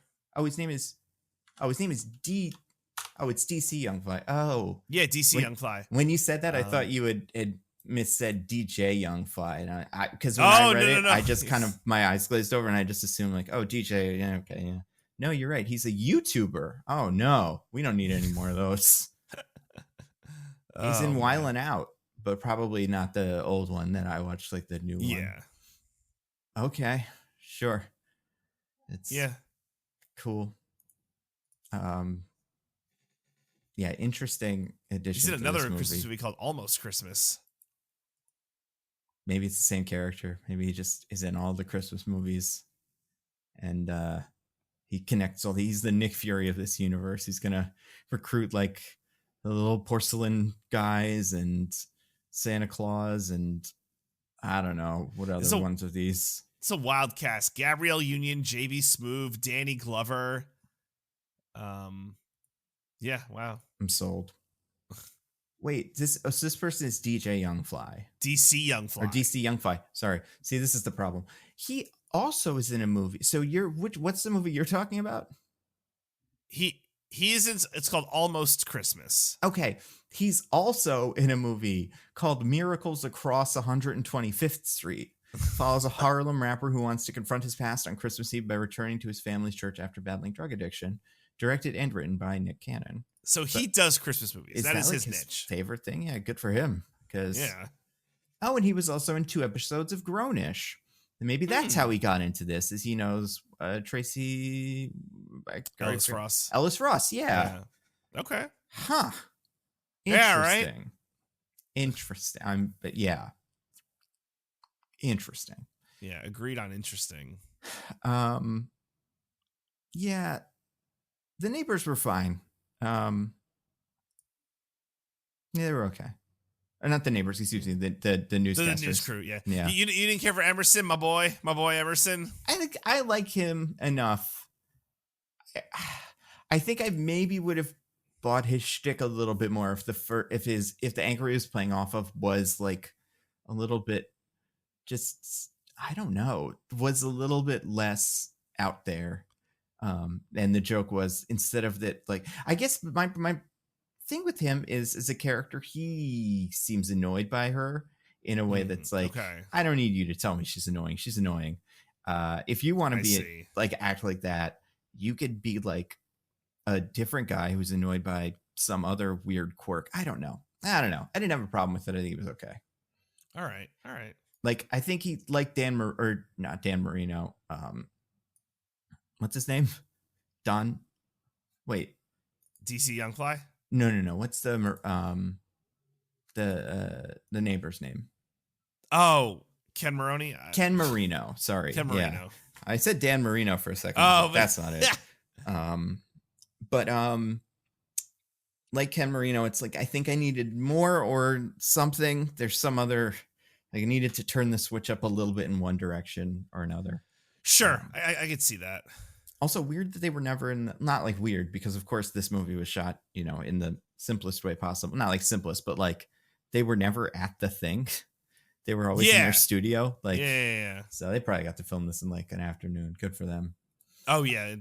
Honestly, yeah. Also, I found a timestamp for the car thing. If anybody wants to check it out, It's right after the Target bit at 15 and change, like 15 minutes and maybe 30 seconds. You see them driving, and what I think they did, and I'm not positive about this, or like I don't know any of it for a fact, because I don't even know how it's usually done, but like, it's like there's projections, there's like the volume. It seems like they filmed something like this on the volume, where like some of the shots are clean, but the speed that they're going is too fast. Like, they're not going as fast as the things going by them are, and it looks really weird. Also, they like, yeah, it's weird. I would definitely say people should go watch this and let me know what they think. Okay. Because I can't be. like when I watched this part, I was watching it on my phone, so I was like, oh, maybe my phone just made it look weird. But looking at it on my computer, I'm like, no, this is something's up.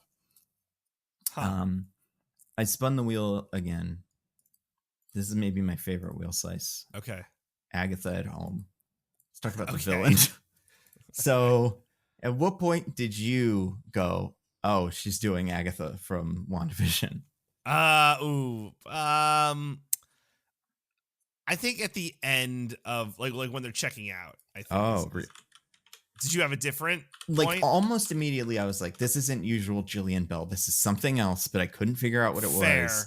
Okay. It's the hand motions and stuff. The way she like kind of it's so, Oh. and I guess it's probably because they're the same thing. They're both like a secret, villain making deals and doing evil and stuff like that. Yeah, for sure. But like a fascinating choice. And I liked her. I don't know if I liked her in this, but I like her in other stuff. I think she's funny in Workaholics for sure. Yeah. But like, man, what a choice. I don't think I've seen anything like that in a while where someone just so clearly does that, some other thing, but not something that's like so culturally ubiquitous where it's like they're doing an Arnold Schwarzenegger. It's like they're doing this character from WandaVision season 1. Yeah. Like, I wondered, I get that. do you think they went to Catherine Hahn and she's like, I can't do it? Oh my gosh. And they're like, oh, that sucks because we wrote this for Catherine Hahn. I don't think she wouldn't. I don't think she's like, too good for it or anything. Yeah, right. It's just like, yeah, I'd do it. I ain't got nothing else going on. If I'm Catherine Hahn, unless I have some very specific beef with like Eddie Murphy or something, part of me would just be like, I'll be in a movie with Eddie Murphy. That'll be fun. But looking at her schedule now, she was probably filming Agatha Darkhold Diaries of Chaos Harkness show. Oh, of course. Agatha All Along or whatever. Because, that would keep you busy. And this character was in more than one scene in more than one room. So she probably had to like go to the set. But yeah, fascinating. You ever have one of those moments, by the way? Do you remember the Seinfeld episode where they're looking at the naked woman across the street? Yes. And Elaine just starts throwing out stuff to say things that are so interesting, but clearly they're not listening. I think she says like, yeah, I'm going to go on the space shuttle next week or something. And they're like, cool. I had one of those moments with Hannah where like, it wasn't exactly the same thing, but she was she's talking about something. And I was like, yeah, I'm watching this movie. And she's like, that's nice. I was like, yeah, the devil just showed up. And I got no reaction. And she knew it was a Christmas movie. So something was up. That's great. Yeah. Oh, man. But it's like, its character's something else. Like, I didn't hate her. But yeah, every time she came on screen, I was like, by the time the next scene started, like over the time when she was off screen, I'd kind of forgotten. And I was like, am I making this up in my head that she really sounds like Catherine Hahn in WandaVision? And then she opened her mouth like, no, I didn't make that up. Good. And yeah, that happened to me 4 or 5 times.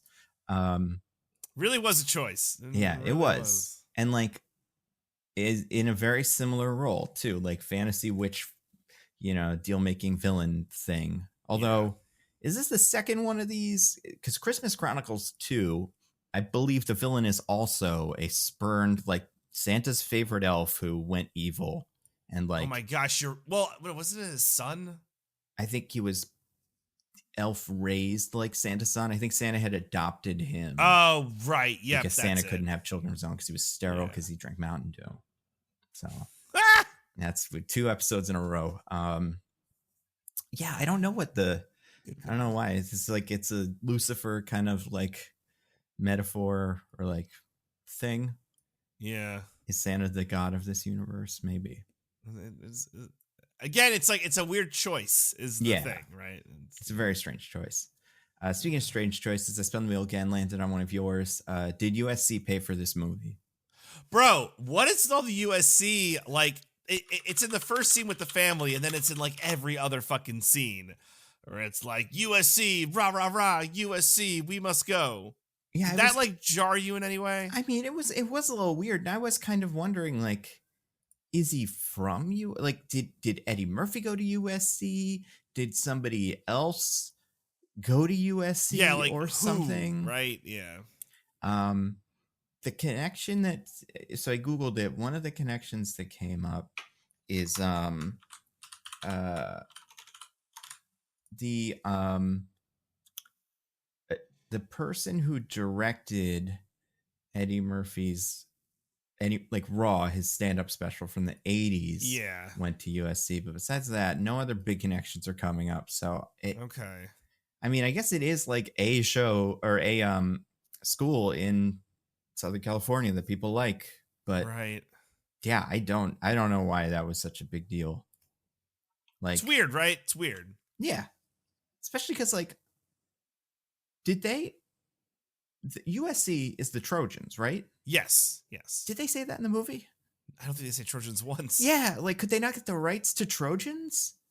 Because I know like some people like I'm pretty sure Will Ferrell went to USC. He did, and he yeah. jokes about it from time to time, and that's how I know about it mostly. So like, yeah, it's weird that they were like really into it here, but then at the end they were like, but by the end they hadn't mentioned the main thing. Right? Yeah. Who? What were the other colleges? Notre Dame gets name dropped as villains. Yep. Who's the other one that eventually? Well, UNC comes in as the heroes, and yes. So it's like she'll go to UNC, not USC. Right. That's the compromise. And that's the same, you know. Yeah, of course. They're pretty close, I think. Right? One's on the N and one's on the S. So how far can they be from each other? Right. She yeah, she's a good runner, I guess. Yeah, I think she's probably got a shot at one of these schools. Even though one of her fucking races was invaded by ninjas or something. Like, how is no one like alarmed by that? Everyone was so cool. Yeah, I don't know. This seems like one of those movies where like all this stuff is in the characters' heads, like nobody else can see them and they all seem crazy. Yep. But it's definitely not. Like other people are like, whoa, what's going on over there? Why are all those people fighting with spears or javelins or whatever? And so yeah, I think they just they see all these people turn into little pieces of wood. Yeah, and your daughter had 36 violations on that. It's like, bro, what are you talking about? Like, it seems like what would if like a dog just jumped onto the track and started chasing this daughter, and the daughter stopped running, this guy would write a big X over her name, like, oh, she didn't follow the rules of the race because she was, not even paying attention. Like. Extenuating circumstances. Also, it's fucking racing. Like, just look at her times. Do you need to watch her do it right now? This isn't like basketball where you have to kind of really get a sense for the fundamentals. It's like, it's running. There's, it's pretty easy to tell who's good at it and who's not as good. Yeah. I don't know. No, it's super weird. Super, super weird. A lot of USC in this one. Yeah. But they don't eventually go. So I guess maybe USC was like, but I guess USC is like the safety school that the girl doesn't want to go to. So they probably didn't want to have it be like the uncool school. She doesn't want to be like around her dad all the time, which I think is like a reasonable like thing. Definitely not this dad. Yeah, he's too crazy, right? He's too crazy or not crazy enough. One of the two. But yeah, a more Eddie Murphy on both sides dad, I'd be like, yeah, I got to see that guy every day. Speaking of that, kind of, I spun the wheel again, landed on one of mine. Nobody likes acapella. I was not thrilled when I don't hate acapella, but I don't enjoy it. And when I saw that Pentatonics was in this, I was like, oh God, is this like a singing movie? But luckily for me, every single character in the movie, as acapella started going, was like, shut the fuck up, Pentatonics. We don't want to listen to your Pentatonics anymore. Like, everybody's on the same page. I've never seen that in a movie before. It was pretty amazing that everyone just like, nope, stop it, you die. It's like the director of this movie, like has a grudge against the Pentatonics or something. Like, I'm going to cast them in the movie, but then everybody's going to hate them in the movie. That would be amazing. It feels so personal. And you know what? I still find it annoying. It must be hard to do, and people that like it, I get it, but just the beatboxing in the background is the part that always loses me. What is it, too Hamilton-y for you, or like too fake? Like what is it about it that loses you? It's the energy. Mm. It's so like chipper. And maybe that's why they've kind of fit as carolers, but it does feel like something that a cappella music, because there's like barbershop quartets and stuff, which is also a cappella music, but this like redoing a pop song by having one guy in the background just go like just feels like something that you would see in like a Dare commercial or something. Like Okay. it feels so like this is the RA doing the announcements for the floor. I don't know. It just there's something so corny about it. I can't even like it. I don't I know what get it what you're is. coming from. I do. It's just Yeah. I think it's a funny analysis you have going on there. I really do not care for it. But nobody else does either. I don't know what deal those guys made to get in Christmas hell. Yeah, and they're all in the movie as fucking the fake porcelain people and real people. They get it both done. Yeah. Like, good for them, man. I mean, they're pretty like, they it feels like there's 8 there because there can only be nobody else gets brought back to life, right? So there's the 8 of them. There's Yeah. Nick Offerman, the guy from Saturday Night Live, the woman who's from I think Black Lady Sketch Show, and then the Pentatonics. And it seems like they separate the 3 normals and then the musicians. Yeah. And like you'd figure maybe by like year 2 or 3 you would all have to be friends, but there is a fierce rivalry going on. I respect it. Yeah. I spun the wheel again. Land on one of mine. Milk. So it's real milk, right? Like, and not in real life, but like in the universe, all those instruments are like covered in milk now. I guess it's only option, right? The sun's still covered in milk when they go home, so the milk doesn't disappear. That's true. That's true. He's got to explain that to people. So at least with the ninjas doing all the backflips and stuff, everybody else saw them. I don't know what people are going to think happened in that music room. They covered everything in milk. Like, oh man, to give this movie credit, I did like stuff like that, where like you would see a thing and it was like you kind of go like, well, how is the French hens gonna be a villain in a movie? And it's like, well, they're cartoony French hens with little berets and stuff. And like this one, it's like it's a woman fully milking like full-size cow in the middle of this room, the same way that like the Ring girl would show up in a movie like The Ring. Like it got treated that way. And then she squirts out milk at this guy that comes out like a fire hose. Like stuff like that is funny. It doesn't really make any sense, but like, and it doesn't quite fit into like this Christmas movie, but I did appreciate that. Like when the birds were just pooping out eggs at everybody, that was kind of fun. More wild shit there. Literally almost. Yeah, almost. I spun like there was one running gag in this movie that was really weird. Is the what were the things that we're calling? The calling bird, or calling. Is it 4 calling birds? 4 calling birds. Yeah. We never saw them, but the dad just kept getting calls from the birds. Yeah. It's like, you're gonna die. And it was like really creepy. At one point, I'm like, is this a horror movie? You're gonna die. Yeah. We're coming for your family. And I'm like, what the fuck? It was so weird. Yeah. Oh, man. I do wish there's a script here somewhere. The second script that is like that Thanksgiving horror movie that just got released, where it's like, what if they came to life, but they were all monsters? Yeah. I think that'd be pretty fun. I totally get that. Or like even like a 7 where like the killer uses those things to kill you. So like they're not real little cartoon birds, but like you do get a call from a parrot that he is trained to say like, you have to live or die, make your choice. I don't know. It's not a good movie. I spun the wheel again. Another one of mine, Tony's Tacos. It's not a real place, right?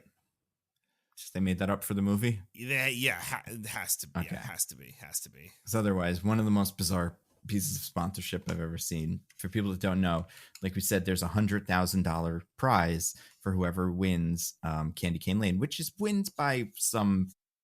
I don't know. Is it voted on? Like, does Santa decide? Or like the panel? Does the panel decide?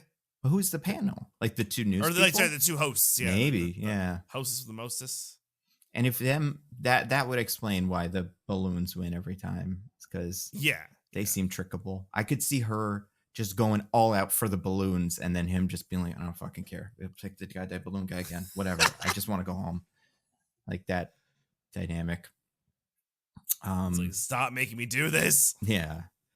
But it's so weird that that's like thrown at them at the last minute, but not to make things worse or anything.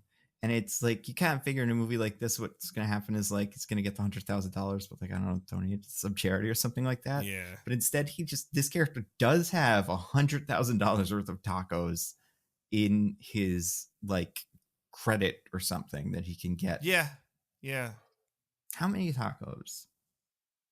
If you bought one taco a day, say this taco costs $5. It's California, so like it's probable.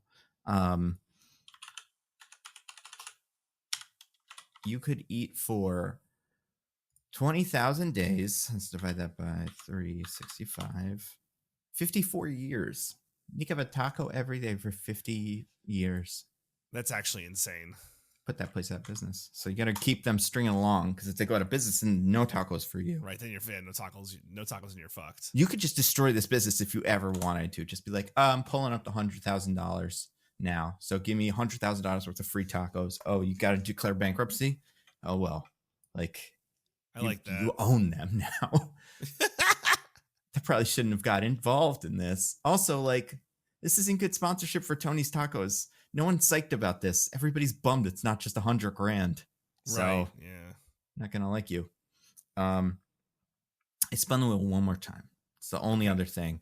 It's just all his family is dead. Nick Offerman's character is from the past, right? Yes. Okay. Yes. It's very unclear, because I think in the beginning he's kind of described that way, but he also uses a lot of modern slang, but in a silly old-timey British voice. Right. Like he'd say, like, look at my fresh new whip, as he's driving the car around. But also, like, he doesn't recognize Operation the game. Like, he sees it and he's like, a surgery board. But he also quotes Titanic, the movie. Maybe he watched it, right? But maybe he saw it. Yeah, maybe she showed it to them. But then everybody gets brought back to life, and it's like, everybody's like, all right, go back to your family. And this character just goes like, yeah, my family, and walks away. And there's like the post-credit scene where he does show up. But like in the moment, I'm like, oh my God, they have figured out this guy's like a time traveler or something. Like everyone he knows is dead. It's like he's from the past. Yeah. He's going to be really worried. Like, I mean, he technically probably has some family, maybe some descendants or something like that. But yeah, he's like a missing person from the 1800s. Also, we haven't really said this super explicitly. For some reason, the Nick Offerman character in this is a old British man from Oliver Twist times, even though the other characters in the village are contemporary, like little Christmas guys, or just like guys. But for some reason, that is also kind of the life he seemed to have been living before he came to this village. And for people that don't know, Nick Offerman is American. So I don't know why they had him do an accent. Well, who else is going to be the British guy, right? Right. That has to be Michael Caine, dropped right out of acting. Right. Oh, that went. Yeah. Yeah. He's in the best one of these. So maybe he saw the script on the first day of shooting and was like, oh, never mind. I can't. I'm in Muppets Christmas Carol. I can't involve myself in another Christmas movie unless it's Muppets Christmas Carol 2 or something. But yeah, that guy's weird. I don't know. The whole thing with those little guys is weird. It's weird that Eddie Murphy turns into one of those little guys for a little bit. Turns into a little porcelain man. That is weird. I mean, they probably just had to animate it, right? They're like, we must animate this. And it looks cool. Like, it looks pretty good. Better than that car driving effect that baffles me. But yeah, I do think it's really strange. People that don't know, that is like, if we hit midnight or 8 o'clock for some reason, turn into Yeah, like 11 p.m. Eastern, I turn into a man, like a little porcelain man forever. Yeah. And also presumably the Agatha steals you because they stole all the porcelain guys, but it does seem like Agatha's like, all right, hand him over. And it's like, just keep him. At least don't let her have him. Yeah, you true. have him now. But either way, she's only able to do that because she went to the clock tower that is part of this, that is like part of her little toy village that he stole, and turned the clock like hand forward 10 minutes. Right. Cheated, really. Right. Cheated, but also like didn't change time immemorial, like just changed that clock. And in that moment, as someone who has watched quite a bit of Taskmaster recently, someone go into the garage and turn the clock back. That's totally within the rules. Yep. Yeah. So frustrating. And the other Taskmaster thing that bothered, like nitpick, is when it's like, you don't have 40 rings in your hands. It's like, no, you do. And I wouldn't say the rings are in your hands. They're on your hands. You have 38 rings in your hands and 2 rings on your hands. But what, I mean, someone really wants to mostly nitpick here, huh? Yeah, David Allen Greer is not, that's why Taskmaster doesn't work in America or the North Pole, I guess, is because Santa is just not as strict as he needs to be. He's got to lay down Santa law. Yeah, he's got to be more serious. Yeah, no, this movie's weird. And yeah, magic exists in this universe and everybody saw it on TV. I guess that's kind of what Elf is like. Although Elf is a little bit more like, at the end, if you saw it, you'd be like, maybe there is magic. Yeah. But with this one, like, the magic people did drum lines and then disappeared into pieces of cardboard. Like, something's up. We got to study this. Mm-hmm. Also, have you ever seen the movie Drumline? No. I've seen it. It's weird. And it's not that weird, but like they do that thing where you go onto you do a drum versus drumline thing and you drum on their drums. And in the movie Drumline, when Nick Cannon starts doing that, that's when it's like, oh shit, they have their number. Like these guys are done. I see. So this is the second movie I've ever seen where someone does that. So cool. Very good. I hope the Wild 'N Out guy was like my good friend Nick Cannon in his classic movie Drumline did this. So if you do this, at least one person who's watching the movie will enjoy it. Do you think they ever make a second one of these? Oh, hell nah. I didn't want to look at this because I didn't want to get like a thing. Oh, first of all, the reviews for this movie are pretty mixed. I think it's in the 40s in Rotten Tomatoes. Okay. I wonder if this movie was a hit. Because really? I don't know. Inexplicably, sometimes these are humongous hits. It doesn't have to be good, but like it's fair. I'm gonna look for it now because I hadn't looked before. If there is some sort of like like some article that's like Amazon says, oh yeah, okay, here we go, deadline. Okay. Amazon has declared Candy Cane Lane a smashing success. The holiday offering is the #1 film globally on Prime Video in its first 3 days of release after premiering on the platform on December 1st, according to the company. So that seems like it means that it won that weekend.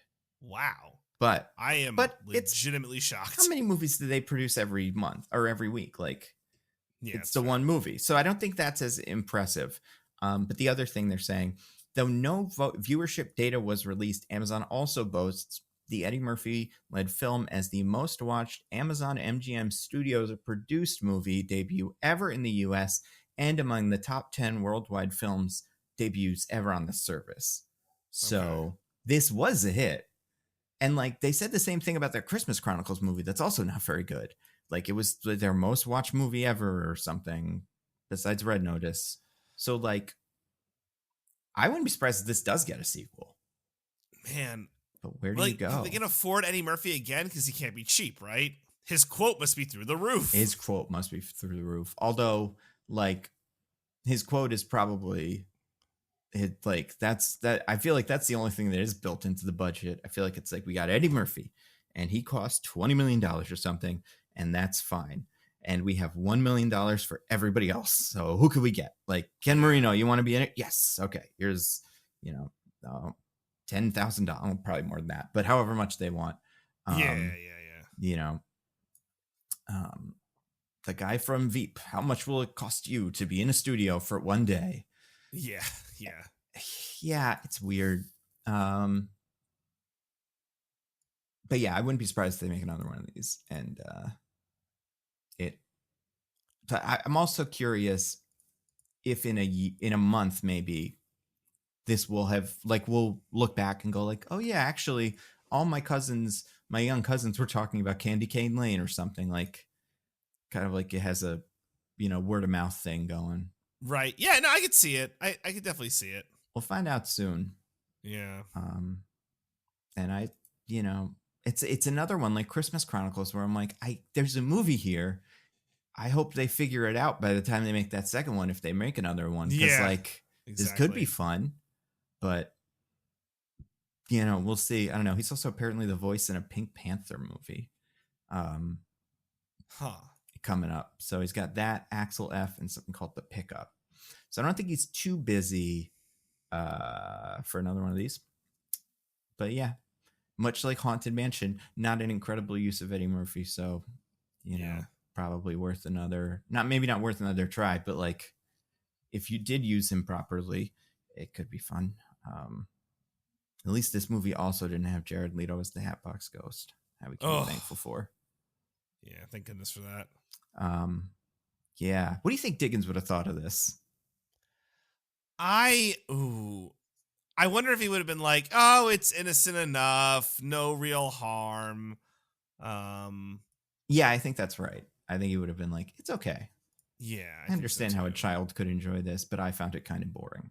Yeah, but no major objections, I don't think. Yeah. Yeah. So that's a ringing endorsement from all of us. Yeah, we're speaking for Diggins now. That's what we do. And I don't think, I'm sure some people that watch listen to the podcast will watch this movie just with their kids or maybe out of, curiosity. So I'm curious what other people think of this. Yeah. But I'd be hard pressed to find someone like I'd be shocked if anybody was like, oh yes, it's my new favorite Christmas movie. Fuck, Christmas Carol, Muppets one, forget about Elf, forget about Die Hard, all that. We're just doing Candy Cane Lane in my house from now on. Yeah, that's it. All right. Do you want to get to our classic segment? I'd love to. All right. Let's recommend some things. Do you have anything to recommend to the fine people, DJ? Okay, so because my memory is still all COVID brained, blah. Did I recommend Dune Imperium last week? I don't remember. I don't think I did. I think I recommended a different game. Listeners, if this is the second time I'm recommending Dune Imperium, I'm really sorry. I don't think you did, but I don't think I did either. I think it was a different game last week, but I literally cannot remember what the game was. It wasn't the racing game, I don't think. Was it Bank Heist? I don't know. All right, we're going with Dune Imperium. Okay, so Dune Imperium. I'm gonna listen back. This would be so funny if I do this for a second time. Blaming COVID. Dune Imperium is a fascinating game. It is a hybrid worker placement / drafting game where you play as either Timothée Chalamet or Oscar Isaac or Dave Bautista or any of those guys, right? You get to play as one of the big house guys.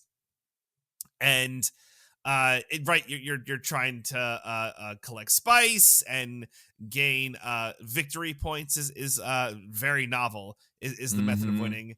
And you're basically trying to draft a deck, build an engine, while also optimizing the spaces on the board with your worker placement game, as you do. And there is a fantastic digital adaptation of this game on Steam, which I love. And I played the cardboard or whatever the tabletop game one time, and then I saw that there was a digital game, and it's great. Like they just took the board, put it in a digital space, put some other nice Dune aesthetic there, and it's fantastic. It plays so good, it's so smooth. Not all these board games always translate great into digital Steam games, but I think Dune Imperium crushes it. It's not too bad. It's like $20 on Steam right now. I think it's still early access, but I'm loving it. I think it's really good. There's solo play. You can play against a computer, easy, like online play if you want to play with your friends if they have it. Or you just play against like randos, I guess, if you wanted to give that a go. But it is a lot of fun. I'm really enjoying it, and if you think you like a deck building game with like a worker placement game, really good hybrid of elements there. And there's actually also a combat component where each round you can be fighting for different resources or victory. It's a lot of components, but it streamlines it nicely into a game. And also tutorial phenomenal. The tutorial walks you through like how to play the game in like one of the best game tutorials I've ever played on a digital game. I think it's fantastic. So yeah, hard recommend for Dune Imperium. And I swear I hope I'm not doing this for a second time, but I don't think I am. Nando, what about you? I don't have a ton of stuff to recommend. I feel like so this weekend, Hannah and I watched. We went through Fargo season 2, which we had already mentioned, starring that classic pair from Civil War, the Kirsten Dunst and the other one. What's his name? The husband of her in real life in the show, Jesse Plemons. Yeah. Saw them in that show. That show's great. Season Fargo is really shaping up. Like season 5 is good. I'm liking it so far. Nice. Read a couple comics. Minor Threats ended this week. 4 issues, which is good. Nice, like short comic, but interesting. And like I think it's got a very interesting vibe. And like I wasn't completely. I didn't know what to expect, but I liked where it ended. As I started, there's a new series. It's like I don't know if they've done this yet. They must have to some extent. But there's this Ghost Spider series, or Spider Gwen is probably called, but I think it's called Spider Gwen Smash, and it's a comic that just takes place in her universe. So it's like she goes home and then is trying to do stuff with her band, and I think that's a fun idea because a lot of the times we get these characters like her or that, Spider-Man Noir, although I think they've done a little bit more of like exploring his universe, where it's like as much fun as it is to see them here, it seems like their universe is fun. And it is. It's not like the fun kind of bisexual lighting universe or whatever we call the one from. It's got like I would say it's got kind of a grungy aesthetic to it that is cool, but it's just as like its own thing. It's fun. I really like that a character shows up, and it's the first time I feel like I've seen anybody do this. It's I'll just say who it is. Dazzler shows up because it's a music thing, and she does like bands, and she goes like, "Oh, Dazzler, I remember her from the other universe. Do you think she's a mutant here too?" I like the idea that someone brought the information back from the multiverse travel, and they're just using that to kind of cheat their universe a little bit. Because I always want them to just all sit down and name all of their villains so they all know, in case they're like currently still in the working with Dr. Connors phase, to watch out for lizard stuff just in case. Like, gotcha. Yeah. Okay. So this is the first time I could think of someone actually doing that. Besides that, yeah, just read some comics, been like doing work. I don't think I watched a little bit of that show Muppets. What is it called? The music one. It's like Dr. Teeth. It's Muppets Mayhem is what it's called, because it's Dr. Teeth and the Electric Mayhem. Right.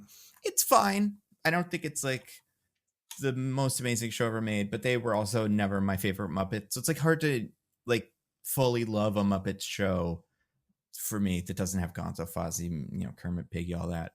Yeah, it's fair. It's okay. Okay. Yeah. Besides that, I can't think of anything else. I don't know what Diggins would plug. I guess nothing. Probably again. Yeah. Something cool, some fancy movie. May December probably. That's probably what Diggins would plug. Ooh, yeah. I've heard people say that that's interesting, and they had didn't the Golden Globes nominations come out this week too? Oh, they did. Yeah. I didn't really look at them, but I know they did. Mario that. got some love. Oh, best actor? Probably second best actor too. And they're giving Chris Pratt to put him in every category. Well, next week. Oh my God, next week. Speaking of best actor, yeah. And you'll be. So not to completely tip my hand, I did listen to some of the music from it. It is interesting. I am very curious to see it in the theater and see if it works. But yeah, next week is Young Wonka Origins Wolverine. I've heard mixed things. I have too, and I think based on trailers and listening to it now, I think I know where I'm going to land on it. But yeah, we'll see in a week. Yeah, for sure. And DJ, do you have anything to plug? So Roses and Rejections, we did the finale. I know I mentioned that. So we're in our now bi-weekly, like once every other week cadence. So I think we're gonna do F-Boy Island next. Right, the CW version, right? Yeah.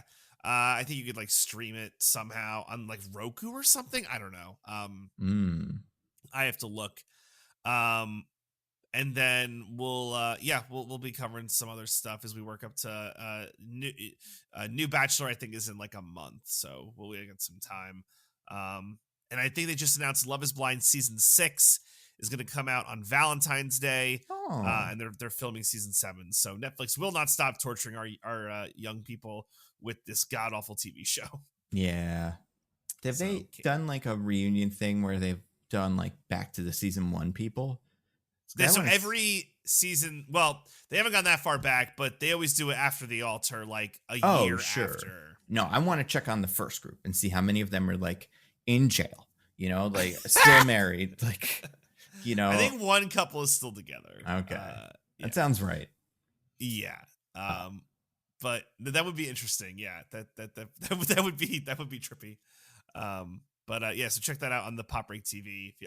Also we got like, all like the data back from like the most listened to pods and everything. And once again, our most listened to pod was our Ultimatum podcast. I don't know why, even though 95% of our content is Bachelor, every year the Ultimatum podcast blows up. I don't know why. The Ultimatum is more interesting than the Bachelor, I guess. But why like not Love Is Blind? It's like the Ultimatum. Like I can't figure that one out. But I think the dynamic on Ultimatum is more fun than Love Is Blind. Okay. I think the casting is more like, I don't know. So I didn't watch the second season. Yeah. Whatever. What was it called? Well, there was Queer Love, and then they did a season 2. So I didn't see Queer Love, but I saw 1 and 2, and I do think that is just all of them have been more interesting for me than the Love Is Blinds. Okay. So yeah, well. It could be that. I don't know if they're probably. I'm assuming they're making a third one, but yeah, it's gonna be tough because it's like must. It must do crazy numbers for them. I mean, yeah, that show is like terrible, but yeah, you really got to find some true like lunatics to go on that one though. Like that's gotta be hard to cast, even for the people that will pretend to do this for clout. It's like they'll only go so far. But so yeah, check all that out, and thanks everyone for listening. Cool. Yeah, they have apparently it's unknown when the next season will premiere, but they expect it sometime in mid 2024. I mean, sure. Again, the show must do so good for them that they'll find the 10 sickos to be on the show. Well, and that's the thing here. They say this article says like they haven't renewed it yet, but it's very popular, so there's no way they're not going to. Yeah. And I think that's probably right. They will. They'll wait right before a quarter earnings call, and they'll be like, new ultimatum. Yeah. Like, oh, good. Yeah. But they will. So that's very fun. Yeah. I was gonna say I don't have too much to plug. Besides, I have a video that'll be out that's on Nebula now that will be on, YouTube in like whenever the next one goes up. But the first video is my Who Should Replace Kang video, which I did not originally make because of all the Jonathan Majors trial stuff. I made it because there was that article that said they were thinking about making Dr. Doom the new bad guy. So that video will be on YouTube soon. I'm making another video after that. Nice. It's my 5 things to fix Marvel video. That will probably be on Nebula pretty soon. And I say this in the video, it's not like, oh, they should make better movies and hire better writers and stuff. These are 5 things they could do tomorrow that I think would be good for like branding and brand cohesion and stuff. And it's hard to explain, but like I think when people see it, they'll be like, oh yeah, those are like, I'm hoping this is not the kind of Captain America Winter Soldier, like do better, kind of. Yeah. This is like more of a these are more things, but we will see. But yeah, that video will probably be on Nebula pretty soon. If it's not already when this goes up, and then when that goes up, then the next one will be on YouTube. Besides that, those are the things. I don't have um, any other appearances and stuff. Although, who knows? Maybe something will be out soonish. And and then next week, Wonka. Week after that, Aquaman, a movie that, to the best of my knowledge, exists. I've started to see trailers for it. I don't know about you, but I've seen promotion, so they are making it. And until then, I've been at Nando V Movies on Twitter. I'm at Zippy by Day. Goodbye, everybody. Goodbye. Bye, guys. We love you. Yeah. We love you too, Diggins. Get out of The Hague. Yeah. We give him some cake and files and bed sheets to string together, all that good stuff that we answer. Probably.